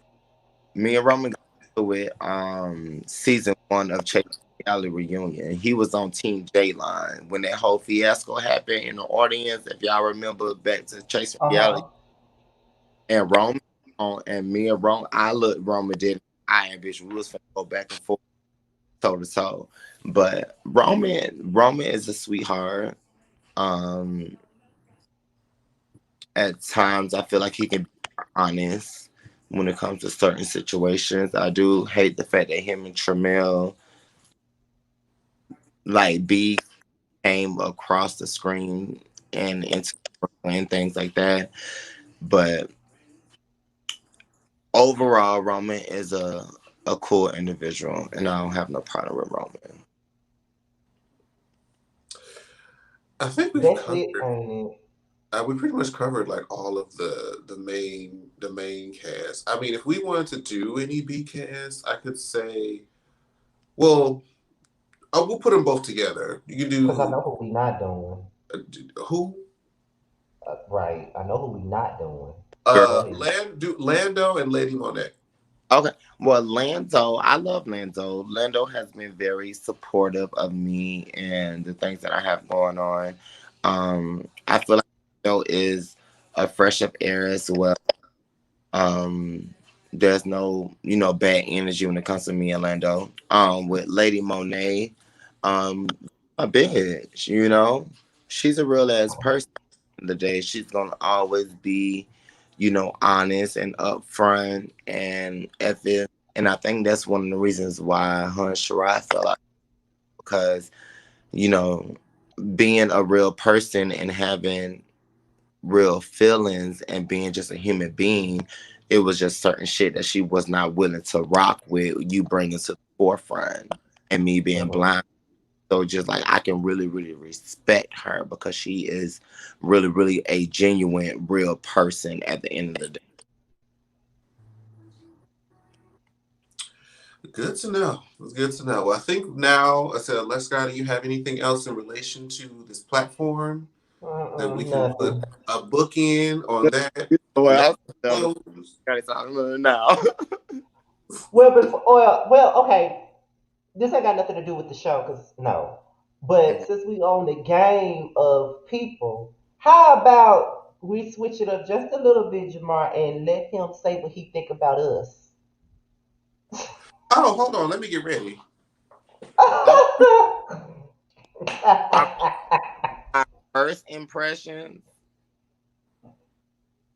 You can say first impressions and First, last, all in this. between. Yes, because I am interested in knowing. All right. So we'll start with Scotty first. Oh Lord. Um, I loved you from the beginning. And the only reason was because we both share the most beautiful, significant bitch of our motherfucking life. You get what I'm saying? Right. When I watch your reviews and that was the only thing that you can relevance us to, I respect you at the end of the day because I said this bitch is a real ass bitch and he know exactly what a real ass bitch is about. So bet that I loved you. Now, Jamar, I think I think from the beginning I think from the beginning with you reviewing the show, because you just started and that was your first impression of meeting me and not really following my journey and path because you didn't know about chasing reality. I didn't like you. No, not your review and commentary was hilarious. But I think it was one comment that you mentioned that didn't it rubbed me the wrong way and I did not like it. But I could have said anything. Ain't no telling as, what. and no, but listen, as the episodes came out and you started to really understand, but you started when you did your reviews, you started to ask those questions as if you was a part of the cast because we had those same questions when it came to the part of it being revealed. And you understood the situation that I was in, and you even though like you say you like charade and things like that, you understood the situation. You get what I'm saying? You didn't pick fence, you didn't pick sides, you understood as a human being. And I can appreciate that. And that's why I fuck with you. I'm glad. And you know what? That's a great example of how, like, I will talk about and give my opinion of what I see on that day at that time. Mm-hmm. Yeah. It's no bias. I'm like, it's even like you said, the situation with Sharon. I was like, you know what, Sharon, I love you, baby. Mwah, mwah, mwah, kisses. But, you know, and everything I that used to comes do after that. that. I used to be the same way with Devon too. Like it used to be like when I felt like he may have been in the wrong, I'm like, okay, listen, Devon, now look. I Exactly. want to know That's what the why hell did I say to make you not like me? and he always did that because Scotty was there from day one. You know, he's been watching me from day one, so he's been following my journey story. So that's how he know, like, you know, instead of me trying not to really shame or bash or really talk bad about Divine, it's just like I understand, I know because I've been watching. You wasn't really watching me until G status. So you was only getting that first impressions like a lot of these girls when they first the hibachi grill, those impressions. So it's just, Oh, okay. So if that, but, oh, yeah, okay, that's fine. That's but, fair. you know what I'm saying? But you stood around, kept watching, and you start to understand the stories that start to unravel. And you never was biased about anything. You kept it 100, and that's why I can fuck with you. And another thing that I also want to say too, because we said this the other night when we was talking to the guys of the well Jamar wasn't there, but when we was talking to the guys of the Hot Boys of Houston, like when we review the shows, like we review it based on what we see, and we don't know when we start shows off. A lot of the times we really don't know these people as people. We just know them as cast members. And the reason why we do these interviews is because you know what I'm saying, we want to get to know the person outside of the show, and sometimes interviewing the cast members kind of help us, you know, see more than what understand things a little bit more. Because, like I said, with Tramiel, the interview made me look at him in a different light. You know what I mean? So like that's why we do the interviews. So that's why I always try to tell people, especially those on the LGBT shows that we do review, that it's nothing personal. It's all jokes and everything like that. We don't know you guys, but when we interview you, we may have a different outlook on what we seeing on the show, because so that's what we say. But some people just take things however they want to take it. They can't take the unfavorable opinion. I honestly used to take it really serious, but it was more so with the Justice League.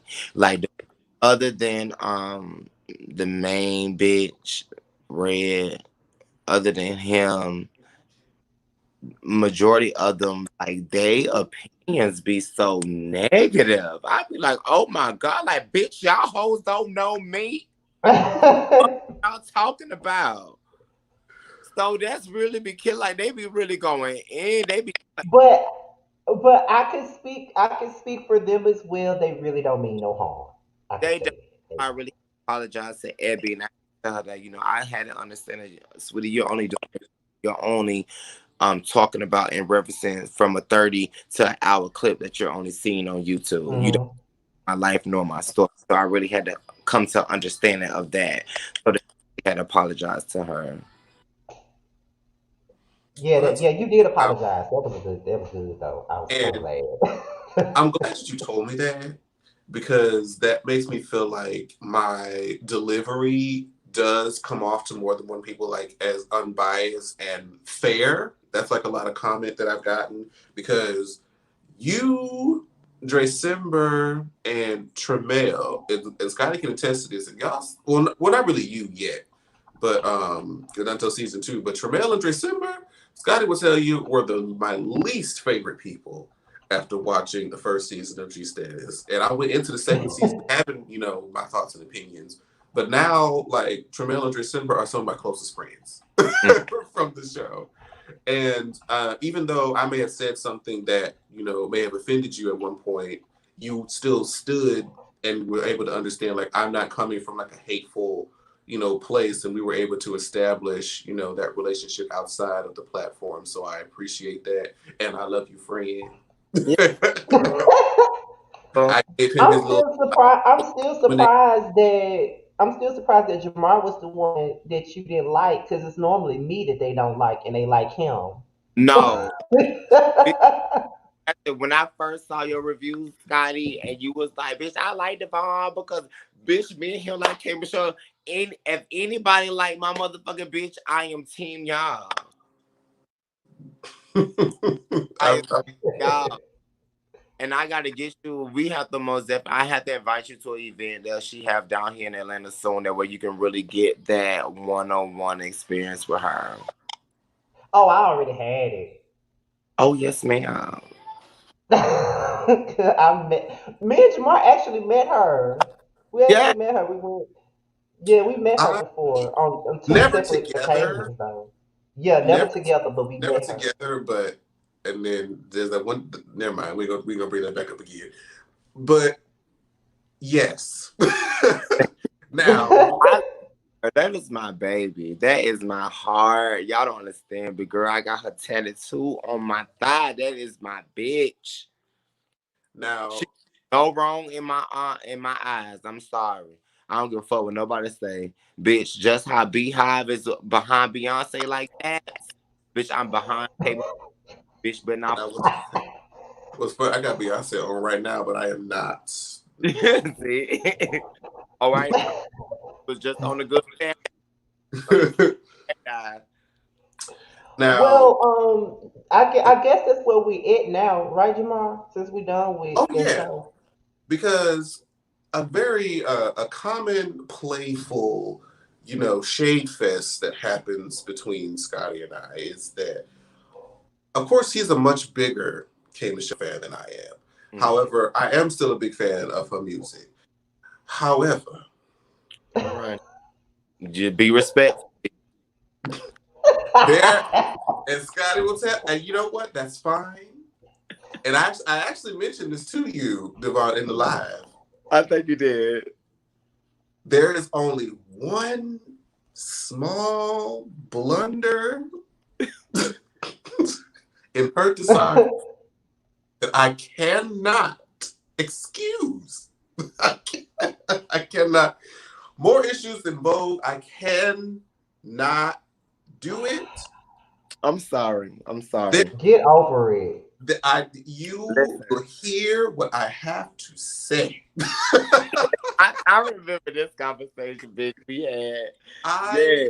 literally like everything else that she has released. Everything else. No, but you have to. I would say my favorite album is Anybody Wanna Buy Hard. That's everybody. Mine We can too. all agree on that. Mine We can too. all Now, the next album to touch that agree. is Rebellious Soul. Debut. See, we're all on one accord. It's Anybody Want to Buy Heart, Rebellious Soul, The People I Used to Know. Ah, Well, ah, wait, ah. wait, wait, wait, wait, wait, No. wait, wait, wait, wait, wait, wait, wait, wait, wait, wait, wait, wait, wait, wait, wait. I'm sorry. Anybody want to buy heart, rebellious soul, all monsters are human, Thank you. the people I want to know, and then that last one. No, no, No, no. no, no, no, no. It's going to be. It's going to be. Um. Anybody Want to Buy Hard, Rebellious Soul, All Monsters Are Human, More Issues Involved. You a Thank you. motherfucking lie.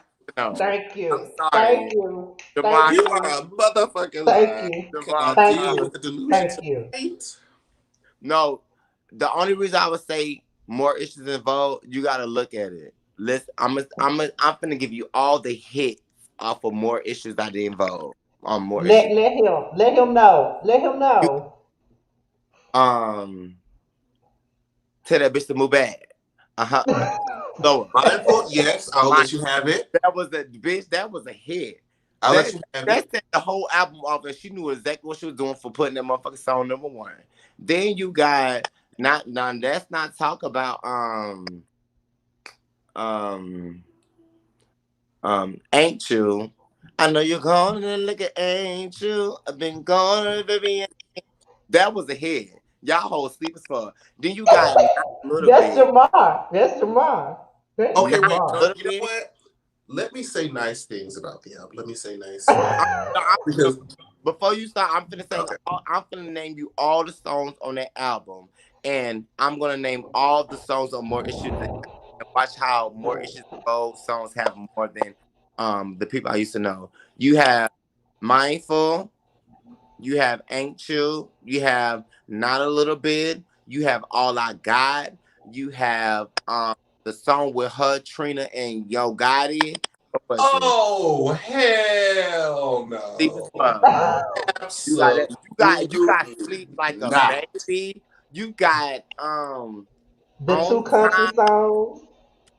You man, you are crazy, Mo. Now, when it comes to the people I used to know, I like Kim K. Yes. I like Kim K. I like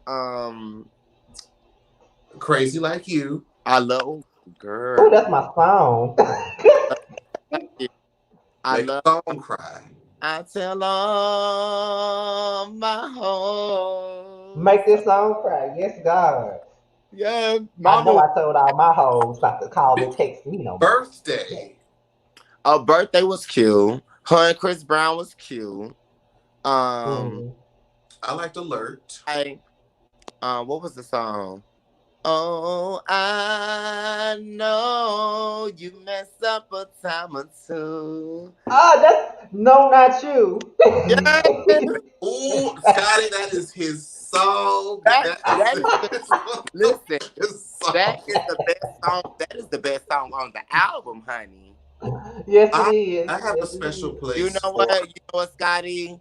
I think I might have to take Jamar on this one hello, because the people hello, because haven't we haven't even no talked about have Run not Don't Walk. it. We haven't talked about Run Don't Walk. We haven't talked about Brain on Love. We haven't talked about True. Talk to God. We ain't Yes, talked about Heaven. yes. You know what, Scotty? I'm sorry. Browns. It takes two. You know what it was, Scotty? She didn't do a lot of promotional for the No, no, yes, no. yes. That Yes, was. delivered. He has been delivered. That's what it was. If she would, if her promotional would have been everything for the people I used to know, we would have loved it. But her promotional for More Issues Than Vogue was everything, and that's why we love. But don't get me wrong, more Issues Than Vogue, bitch, I love it. But when you get to the people I used to know, It. it's a lot of songs on there. If there's a bottom bitch, It's a lot of songs, and I even like talking God, love, sex, and drugs. Hey. that's actually my least favorite song on there. Oh yes, ma'am. Yes, yes.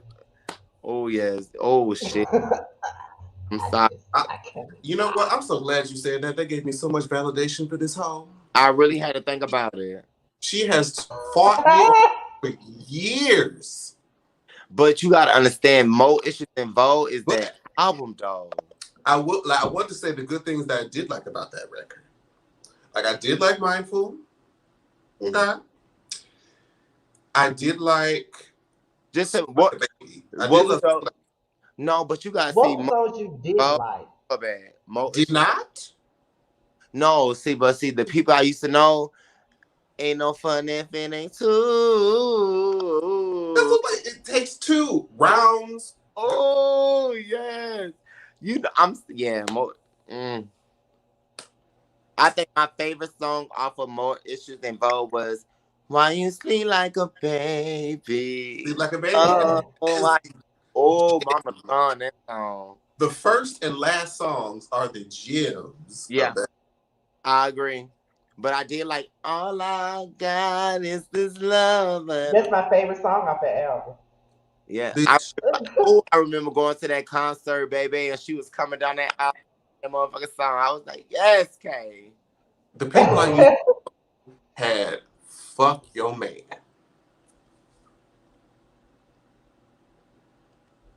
The interlude of fuck your man. I I probably probably would enjoy enjoyed it. I it. You can't tell me. You cannot tell, I don't girl. want nobody with foreign rings and a baby that's not from me. I have been waiting on the shower I'm, rod I'm telling before you, with I me. I just cannot She agree. was so that was so funny. I cannot agree that the more issues in Vogue can Let me over bring time. that song up. Now it's stuck in my head. You so happy, but that nigga been on every team for me. He's No, still but listen, not in no, the league. no, listen, Scotty. So she gave us something like that on More Issues Involved, though. She said, they always in people DMs trying to get with her, trying to get with him. Get with him. Fuck all of them. Cause it ain't go my way. Oh my God. I love her. I love that girl to death. I'm telling you, I will never forgive her for not promoting this last album the way that she should. Because the Oh, me fact that either. we can all agree that after the Anybody Want to Buy a Heart and Rebellious Soul, that this record right here, When I tell you it was when I sat down and I had to evaluate all the albums, anybody want to buy a heart was always gonna be my number one. But it Yeah. was struggle for me to put Rebellious Soul and All Monsters Are Here. I was just not for me. no, it was a struggle for me. I'm sorry. Oh, you know what's crazy right now? Hold on, wait. I'm gonna put this. I'm gonna rotate this camera. Look at this. Yes, God. Yes. Yeah. Hold on, Yeah. wait. Let me see. Where's it say? To who? Rebellious Soul. Boy, To yeah. who? What does it say right there in that corner? Wait, let me Oh, make. yes. Oh, Yeah. you like child. I know that's right. Oh, that's right. But But you listen, know, been on this bitch almost 2 motherfucking hours. that's how long we were planning to stay on, to be honest, because I got to be at work at 5 in the morning, so I wasn't trying to be on here for too long. Y'all was trying to use me. Oh no! But I did have to touch one. I had to touch one more thing with Devon while I had him here.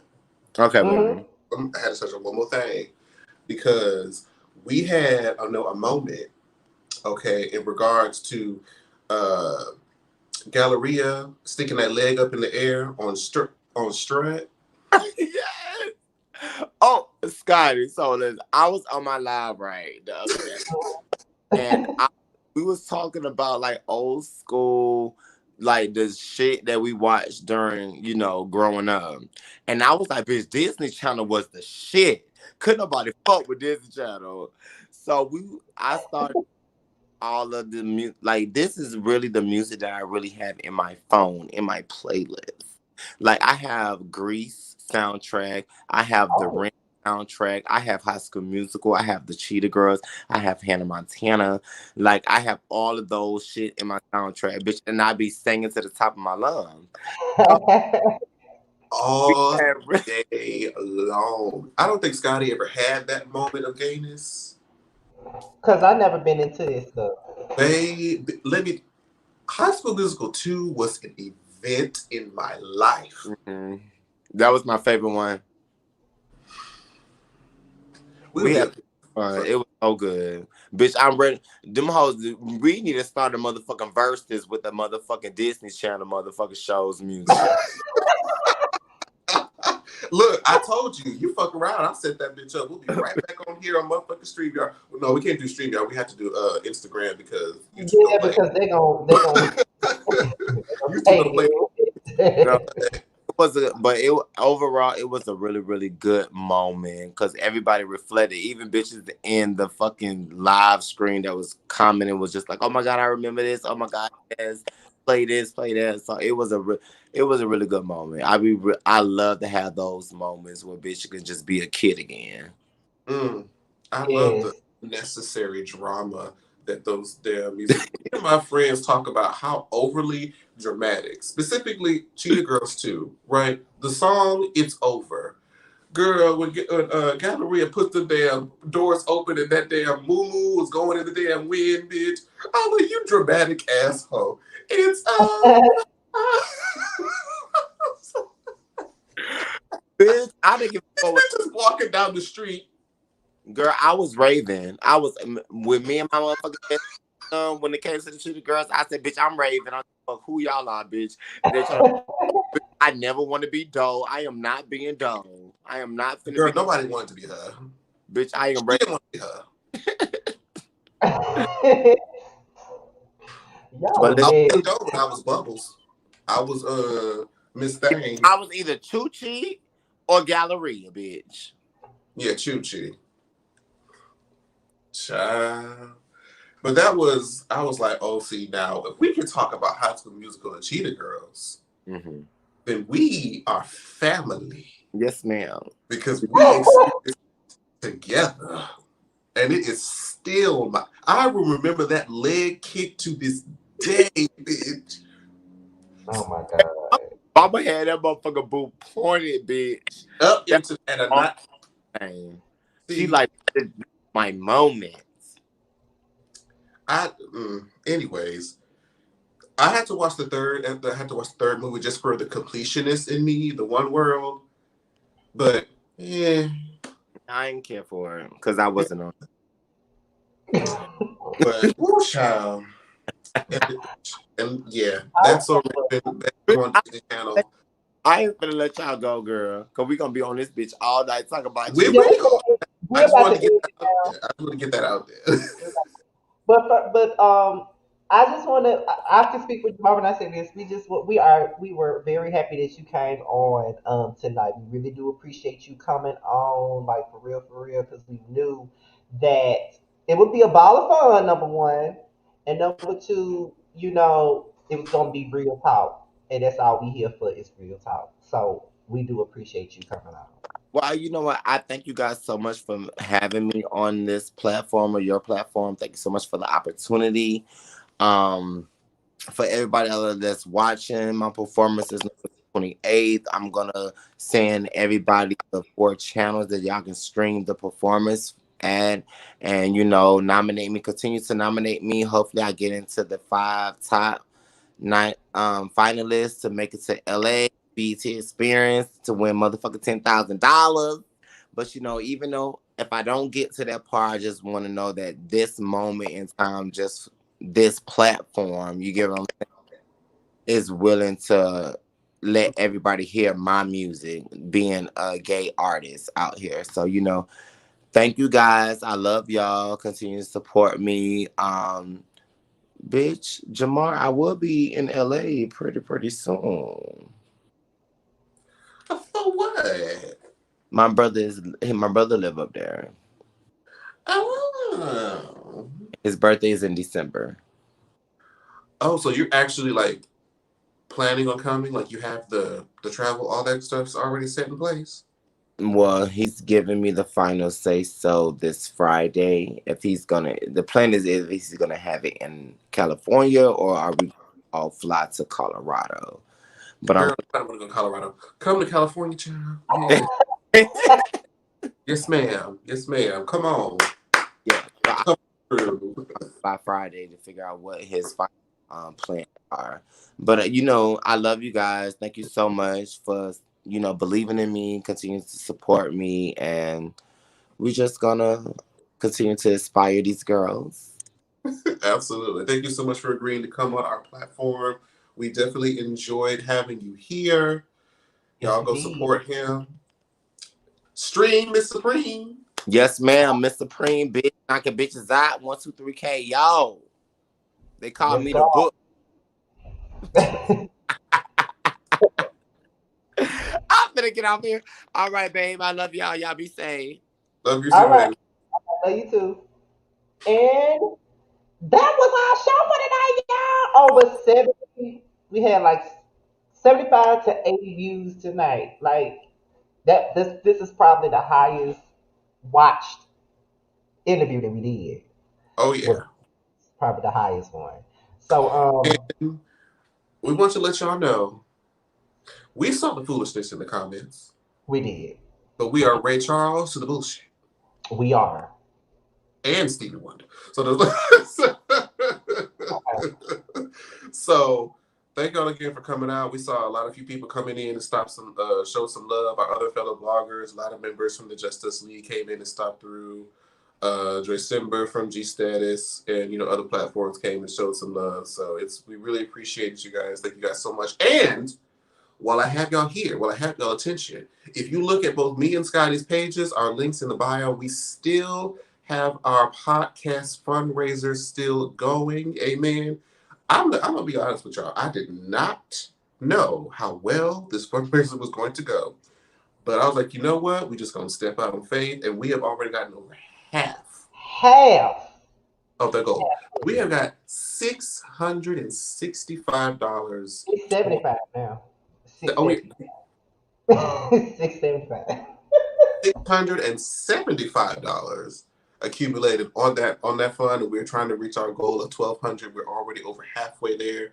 You guys are incredible. I cannot wait. There are so many things that we can put into place once we get that computer. Because then once that computer is gotten, y'all, we really just need the microphones. And we can do that ourselves. So That's what we can do. But this was like the largest part, the piece of the project. It was like, ugh. So So yes, yeah, this podcast that we've been talking about for the last year, it is coming, okay? And on top of that, the prelude will still be here. We'll still do this. it'll just be Um, like a back burner. It'll be like a every now and then we'll do once we want to put like a visual to the show. Because then we'll try to really focus on getting the platform of the audio, getting on all the different streaming services, having our guests come onto that platform.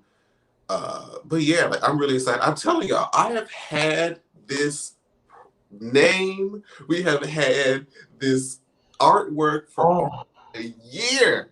yes, we have already paid for all of it. We paid for. If it wasn't for COVID, the podcast would have been ready already, but we didn't know how things were gonna go. So then we in another wave of this shit now. So we just we But as I said, bear with us. If I know, I mean, it's the holiday season, so I know people don't have like a lot of extra funds. We all been dealing with this whole pandemic. But if you have any cents and or dollars, doubloons, coins, whatever means of currency that you have, if you want to donate to us, the link will be in both of our bios, or it'll be pinned to both of our Twitter pages. We would greatly appreciate it. I tried to make sure to go in and thank each and every donor that donates, because whenever y'all donate, I get an email and I get to see it. Some of y'all have donated like $75 at a time. Y'all are crazy, but I love y'all. at a time too. Like it was crazy. Like I was looking at this shit, I'm like, wait a minute, what? Cause look, you lost face too, bitch. You saw it started. Somebody did like a really like awesome like 45 initial dollar donation, and it was kind of stuck there for a while, and we was kind of like, ooh, we don't know if it's gonna work. And then it just started coming, and I was just like, see, look at God. When you do good in the world, okay, it comes back on upon you. Amen. This They, goes to show that there are people that support us, and we are not ugly biased, people. Yeah. and speaking on that, because again, I don't speak of people that I don't know, but I will say that I did see in the comment section that one of our great moderators, Soulful Dog, did get rid of the mess that was going on in the chat, and there was some people in the chat that felt like said person should be able to comment. But one thing about it, and two things is for fucking sure: anyone that disrespects me and Jamar should never have any way to comment on anything that we're doing live. No one that's disrespected us will ever be able to comment on our shit. My moms know how I feel about the bullshit. So, Shout out to Soulful Dog. You was in there doing the damn thing, baby. I saw you. sir, yes, you were now. You were now. You got rid of the bullshit I because saw you. Caught it yeah, before I I even saw seen you it.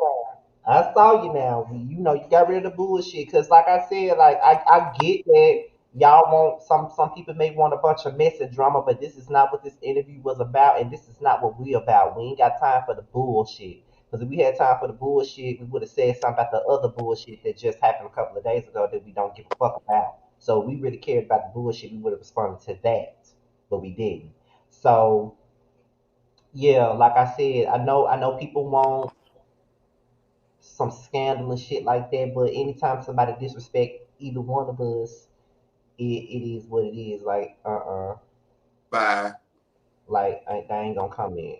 Me or it doesn't matter who it was, anybody affiliated with me either. Like it, no. And on top of that, Jamar, like, let me say this before we go, because you don't watch Potomac. So the other day we did like a panel, Hmm. and I'm probably gonna start doing those. I'm probably gonna if you watch Atlanta this season, that's a big ass if. If you watch, That is a big if. yeah, if you watch Atlanta, um, I'm gonna start doing panels for that as well. But Josiah, it was me, Terrence, Josiah, Bundy Blue, and Jamie.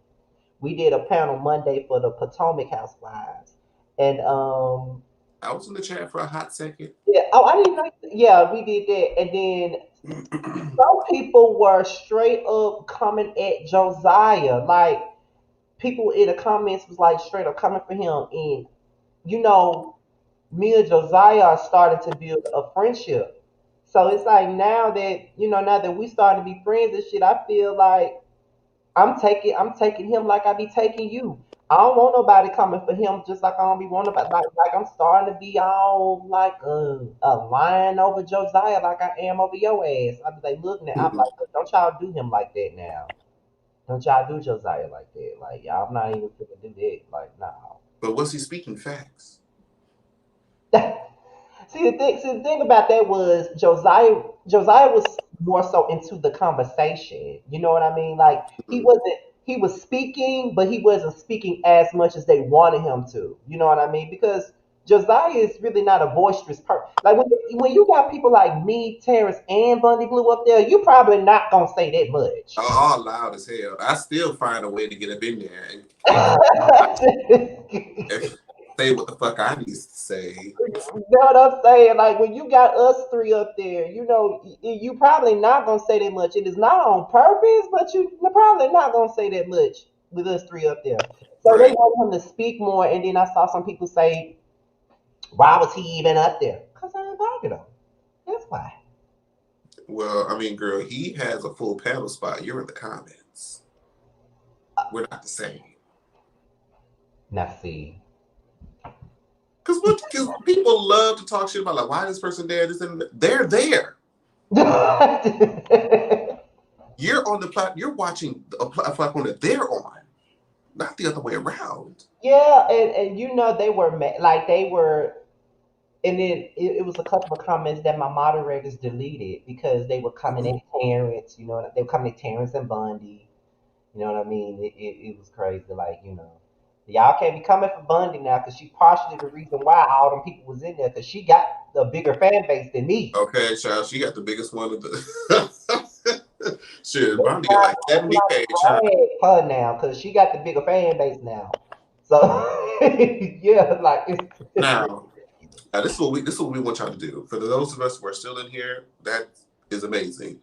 So I feel like over the course of this season and the upcoming Chasing Reality series, we're going to interview and start interviewing more people from the Chasing Realities show.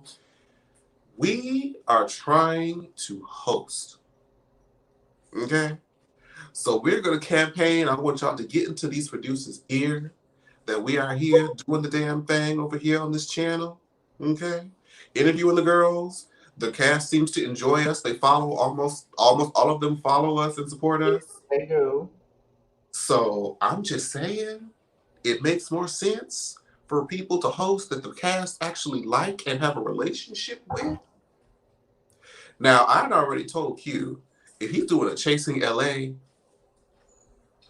Right. I will be damned. Yeah. I will be damned because as soon as that comes out, me and Scotty are going to be on it. Yeah, we are. Okay, listen, at the end of the day, we are trying to get our name out there. Like, we are trying to grow and just do bigger things than what we've been doing because 2020, regardless of COVID and all this other stuff that's been going on, we made it our business to say we're going to step out and try to expand ourselves and do more than what we've been doing because we've been on the YouTube platform collectively for 7 and 10 years.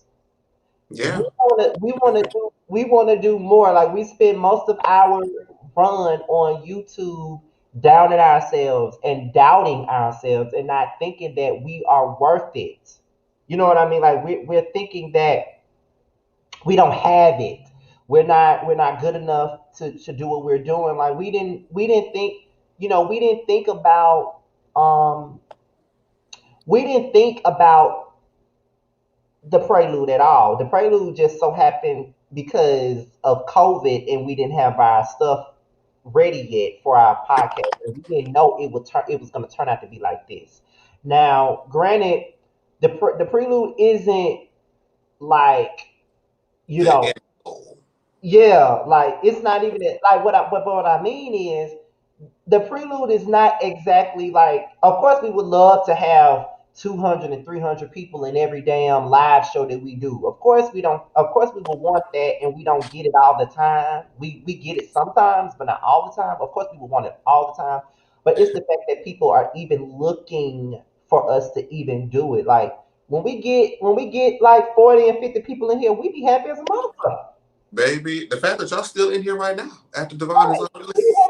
We be happy as a motherfucker when we get like, cause we really do love what we do. You know what I mean? And like I said, we have really taken account to the things that we haven't been able to do over the last couple of years, and we have been close to getting certain things that we want to do. And I feel like at this point in time, our channels are both growing at certain paces, and we're able to do certain things that we wasn't able to do years Yeah, ago.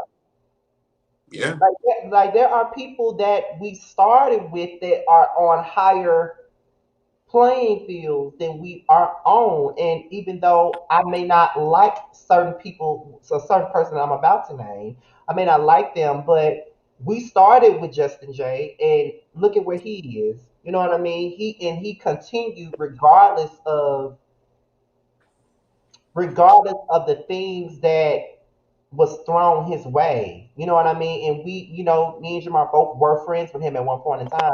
And we were there with him from the very beginning. And we see where he is now, regardless of any personal feelings we may have. We see where he is and we do admire where he is. Ain't no oh, hate up here. because he hosted the Chasing Atlanta reunion. Yeah, he Yeah, hosted things in Atlanta. That's something we want to do. That's so something we want to do. You know what I'm saying? yeah, So I would say that regardless of everything that was thrown at him, he still was able to continue to move on and grow and be bigger. So I don't have to like a person to be inspired by that person when it comes down to elevation and growth. And that's what he did. He elevated and he grew from where he started. And that's exactly what me and Jamar are doing. Like we supposed to been off of here 7 minutes ago, but I feel like testifying at least for another five go minutes ahead. because honestly, because this is bigger than like because he's Jamar isn't me and Jamar are not just co-hosts of a show or of an upcoming podcast. Like we are actually friends. Like we are best friends at that. So when we're doing this with our friend, it's different. You know what I mean? Like it hits differently when we're actually doing it when I'm actually doing it with someone that I've known for a long time and have a long history with. You know what I'm saying?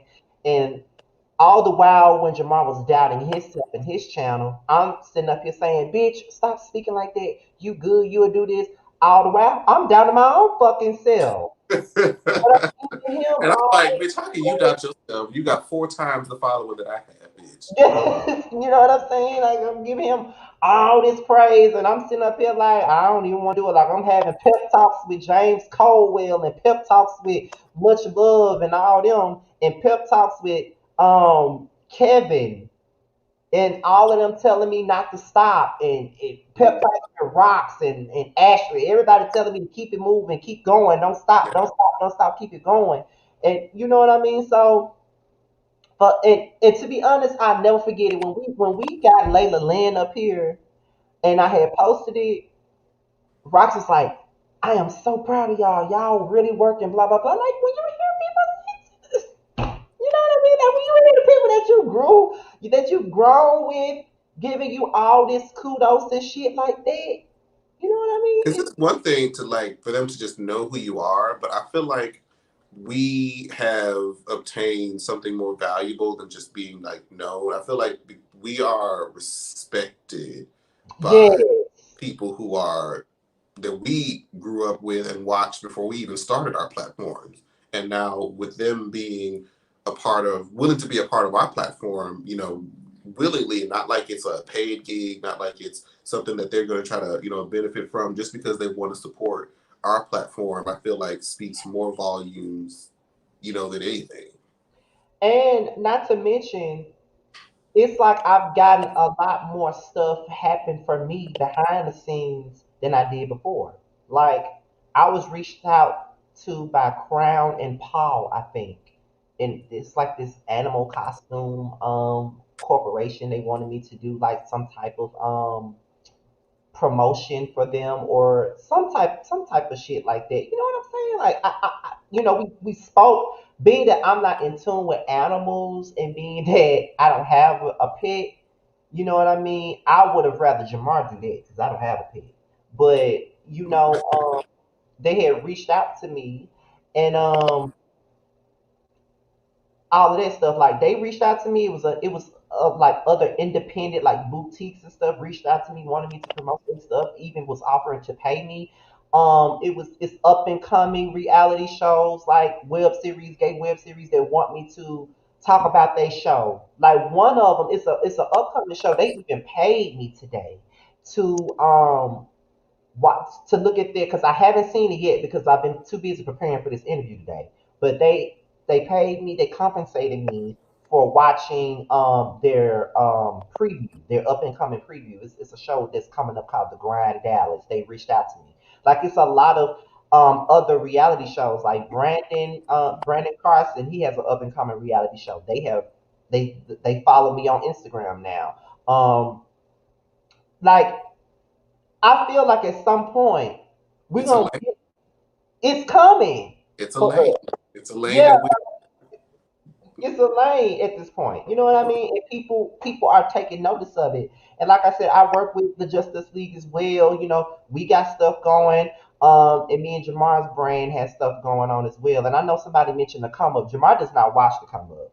But being that Jamar does not watch the come up and some of the Justice League don't watch the come up, me and Terrence watched the come up, and me and Brandon watched the come up. So when it comes down to interviews with people from the come up, I do that with Terrence and Brandon. Probably the only three that give a fuck. So with that being said, you know, like even with the Hot Boys of Houston, they reached out to us from the jump to review their show. You know what I mean? So it's like for people for gay web series to even reach out to the likes of us to talk about their show and want us to even be a part of what they doing and even promote us. You know what I mean? That's a great thing. And even with Chase of Reality, the show Lovers and Friends, the Justice League did a whole promo for them, and our faces was up there. Like the people in the comment section was happy to see us up there. So it is what it is, and I'm just happy to see where we're going. Somebody said get much love up here. Much love was actually asked to be on my 20K Baby, let me thing, tell you but something. she wasn't able. I have tried, both me and Scotty have tried to get Much Love to be a part of anything. Yes. And now, mind you, we just reached that milestone to get Rocks to come up on the screen. I don't Bitch, think y'all know what that meant. when Ross got up here. I don't think y'all know what that meant. It was for an extended period. It was for a short time, but she was there. When Rox agreed to do it, I immediately text Jamar. I said, Jamar, Rox is coming on. He said, bitch, must have to pay her to I get said, her you to had to come pay her to come. on here.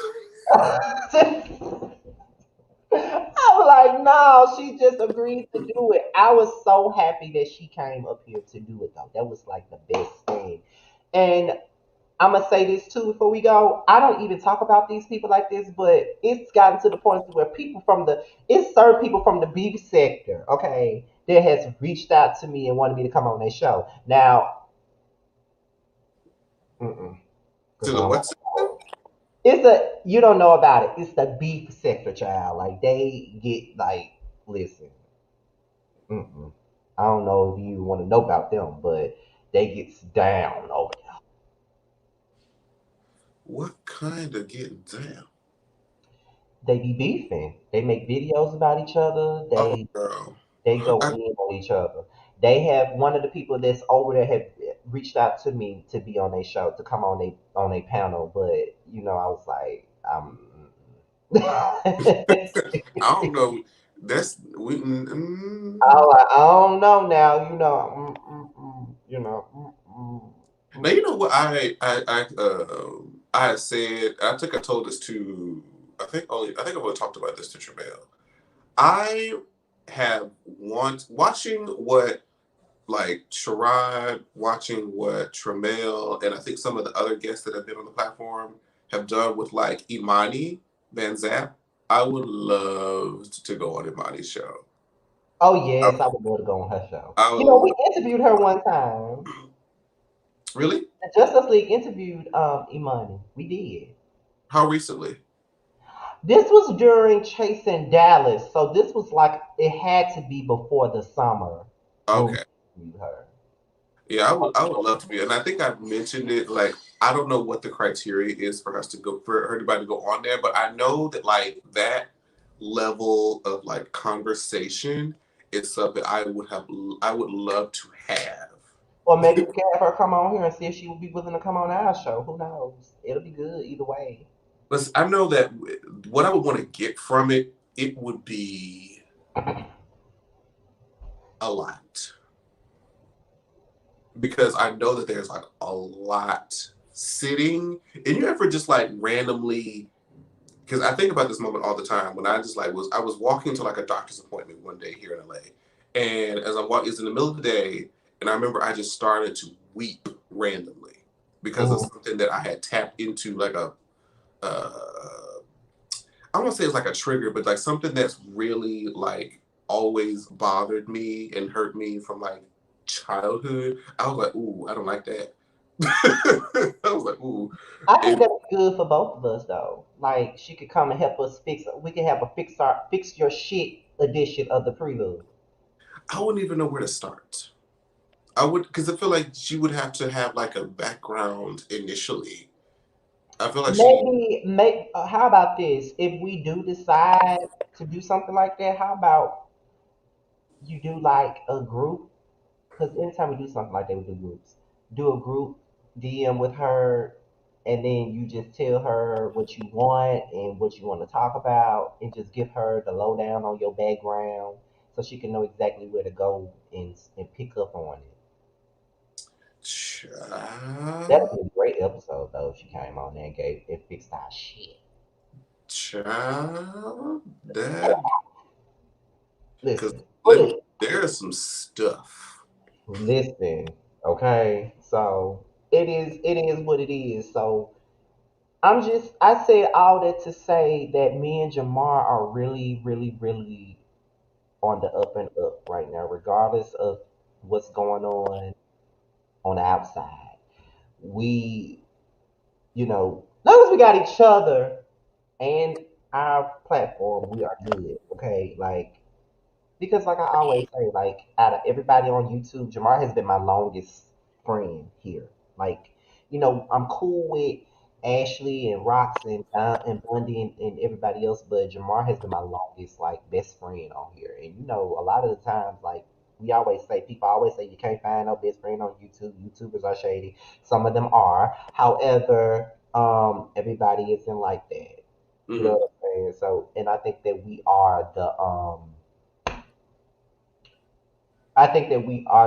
living proof that it can be done.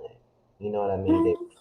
That like we can really really be happy for one another and not be on some fuck shit when it comes down. We had a totally different idea of how this platform would sort of the trajectory that it would go about 6 years ago involving other parties. And Yeah. when the other parties weren't involved anymore, we weren't really confident in our own abilities to entertain at the time to do this Mhm. with just the two of us. And then, like I said, just in 2020, we're like, just go fuck it. Yeah, it's like what makes you think? Because Why not? I remember what you said when we did the 10-year video for me. And because we talked about this comment that a person made, and you was like, if that's all you got out of that whole video, then you're an idiot. And then you was like, and if you think that we really need certain people to get to succeed, you out of your fucking mind. And I was like, listen, I don't listen. even remember that, but I'm glad you do. I remember it. I listen. I remember it, and we don't. And that ain't even no shame. We really don't. Like people. I remember what somebody said. I don't remember who it was, but it was somebody that was on one of our panels, and they was saying to us, well, to me, because it was my 10-year anniversary. I was headed to 20K at that point, and it was like, I feel like your platform has been built genuinely. Like these are people that really, really fuck with you, not people that's hate watching and only watching you for some BS. But these are people that actually really, really love you. And sometimes smaller platforms are better platforms because you know that they're genuine platforms. And I will say that not only that, speaking for Jamar has been working this year. He been everywhere. Okay, he did Hey, the Yes God roundtable with YB. He he did some she do shit with Maddie Rants. He's worked with the Just Us League, and he been every damn well. Okay, he been making his rounds as he should. doing my own shit. Y'all don't see me on Instagram live with some of the people that we, talk about a lot more often because I was supposed to go live with Oliver the other day. What happened?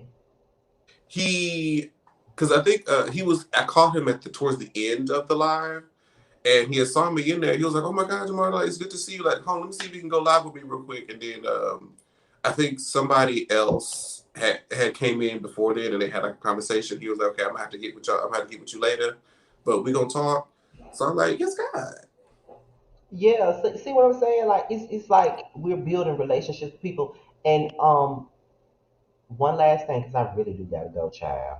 And I'm I'm going hungry. right, and I'm hungry too. But one last thing that I am gonna say is this, because I was thinking about it earlier. Jamar, we are really YouTube vets. We really are veterans. Time wise, That's what definitely. I'm saying. That's what I'm talking about. Like we are at the point now where we are considered YouTube vets. It's That's weird when people ask me like, "What do you think about having? What can I do to start a YouTube channel?" I'm like, "Child, do y'all see my little raggedy platform? You asking me? You sure?" Because I have a lot more, when people say more that, influential friends that you can ask. right? When people say that though, when people say y'all are YouTube vets, that is so weird to me. When we talk about like the Missing Mouse, the Forest Rocks, the Bundys, the Candies, the James, the Sean Bradleys, the Nunus, the who else? The Brian B's, and all these other people, Ashley, everybody. It's like to be up there with those people is And they welcome you. It's not just like people are telling them that, oh, they're compared to, like, they invite you in that space. right. You know what I'm saying? And it's crazy to me that we are considered YouTube vets. Like we are OGs now. It's so weird to me. Sure. I never thought that I would hear that because I was so used to being new, the new kid on the block. Trying to get up there where Kevin and Candy and shit The was like. little engine that could. Cause we still listen.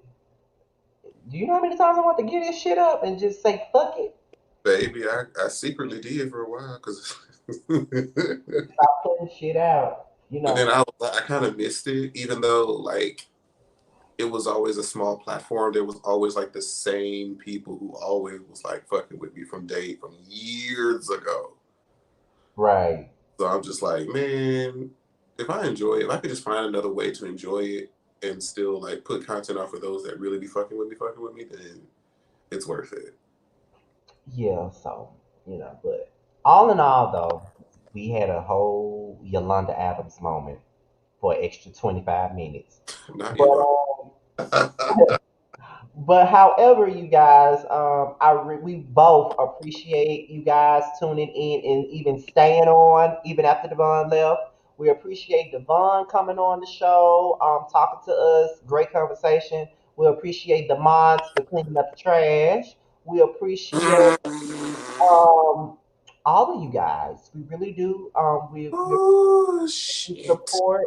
If you have not donated to our podcast fundraiser, you can. The link is at the bottom of the video. I already put it in the description box already. So if you haven't, you can do so. You Um, know, if you have any last words, Jamar, go right ahead. I do, and this kind of makes me sad because I feel like, and I'm gonna say this honestly, just for myself, had the reunion not happened the way that it did, I feel like I would have been open to having that person on the show to get to know them better because they weren't on the platform that much. I even asked you, could we do it? We probably would have been because they were kind of like somewhat similar to a Tramiel where we didn't really know who they were, didn't really have like much of a positive outlook on who they were. So it would have been interesting to have them on. Yeah, I even asked you at first. Like I said, you want to bring that person on here? I even said that because Child. Because in my opinion, I really did not drag that person like that. Not like I that. really did. Like I really didn't at all. Like Not the no most more I than I would did, any other antagonist. right, I drug Delicious more than I drug that person. The most I really said about that person was he rapped like Silk the Shocker. That's really the most I could have said. So I mean, offensive. That's what that's some. And I even said he was cute. I even said I would kiss him. So I don't even You did say understand. that, didn't you? I did say that. I said he was cute. I said I kiss him. That's what I said. So I don't even think that I even said that much about that person to even be considered a fucking bully. I just Yeah. that's why I'm just not even with the bullshit. You know what I mean? And the fact that we were even put in some Instagram post being called ugly and late and I bullied didn't and even all see. this other stuff, that just really just left a sour taste in my damn mouth. And then to even go and do some interview with somebody and talk trash about us, which I did not watch, but that was a bit much, and it just kind of turned me off with all of that. So Somebody asked if we want, can we get Sherrod on here? Maybe. we could. He likes both of us, like If So I, if you I want, don't know if he. I don't want to. And see, this was the situation I was having with Devon. I was worried about. I was like, okay, we scheduled this interview like right or somewhat sometime after the reunion, and I was thinking that there was going to be a lot of stuff already hashed out at the reunion. I didn't want to rehash it. Uh, I mean, but it worked out as obviously, and I don't want to bring Sherrod in a space to where he feels like he has to rehash things that he doesn't really want to talk about or revisit anymore. So I think now that the G Status show is done, we would approach that interview a lot more differently than the yeah. one done in the past. So if we do it, it would be a little bit different than what we've already done. So maybe. Yeah, like I wouldn't mind him coming up here. Because I talked to Sherrod on live many a times, especially on YB's platform. We talked to him many a time, so it's not a problem. Like if he wants to come up here, he can come up here. You know what I mean? But and plus all the cast member knows that we don't have any issue with. They may have issues with each other, but we don't have issues with Oh nobody. yeah. Not at all, because there's I love a lot of people that don't like each other. Right. So I mean, they may have issues with each other, but we ain't got no issue with nobody. You know what I mean? So, Right. you But know. yeah, let's get up off of here, child. I'm hungry. Yeah, I'm hungry too, cause my mama done cooked some greens and some chicken and mashed potatoes and shit. Let me go. So, but anyway, thank you guys once again for showing up and showing out. Okay, like we really appreciate all the support. Jamar will be back here next week, right? Yes. Or will we? Cause Let it me just tell y'all, because we really be coming up with shows like the day before or the day of, and be like, okay, let's talk about that. Boom. we Unless we just have got like guests planned. Yeah, we just got to make sure because this next week is Thanksgiving week. Is Thanksgiving next week? Yes, it's next week. Shit. We may not be back next week if because it's Thanksgiving. Thanksgiving is Uh, Thursday, we'll see. We'll see what life looking like. unless we do it on a Thursday. Because if I, Well, that is Thanksgiving. yeah, that's what I'm saying. Unless we do it on Thanksgiving or Probably not. I don't want to bring. I don't want to take people, Friday. call people into a live stream, and they're supposed to be spending time with their families, because Yeah, especially that's true. That's true. It just depends on my work schedule. When I took off for Thanksgiving and the day after Thanksgiving, so I may have to work Wednesday. It just depends. I'm working Wednesday for sure, but I have Thanksgiving and the day after off anyway.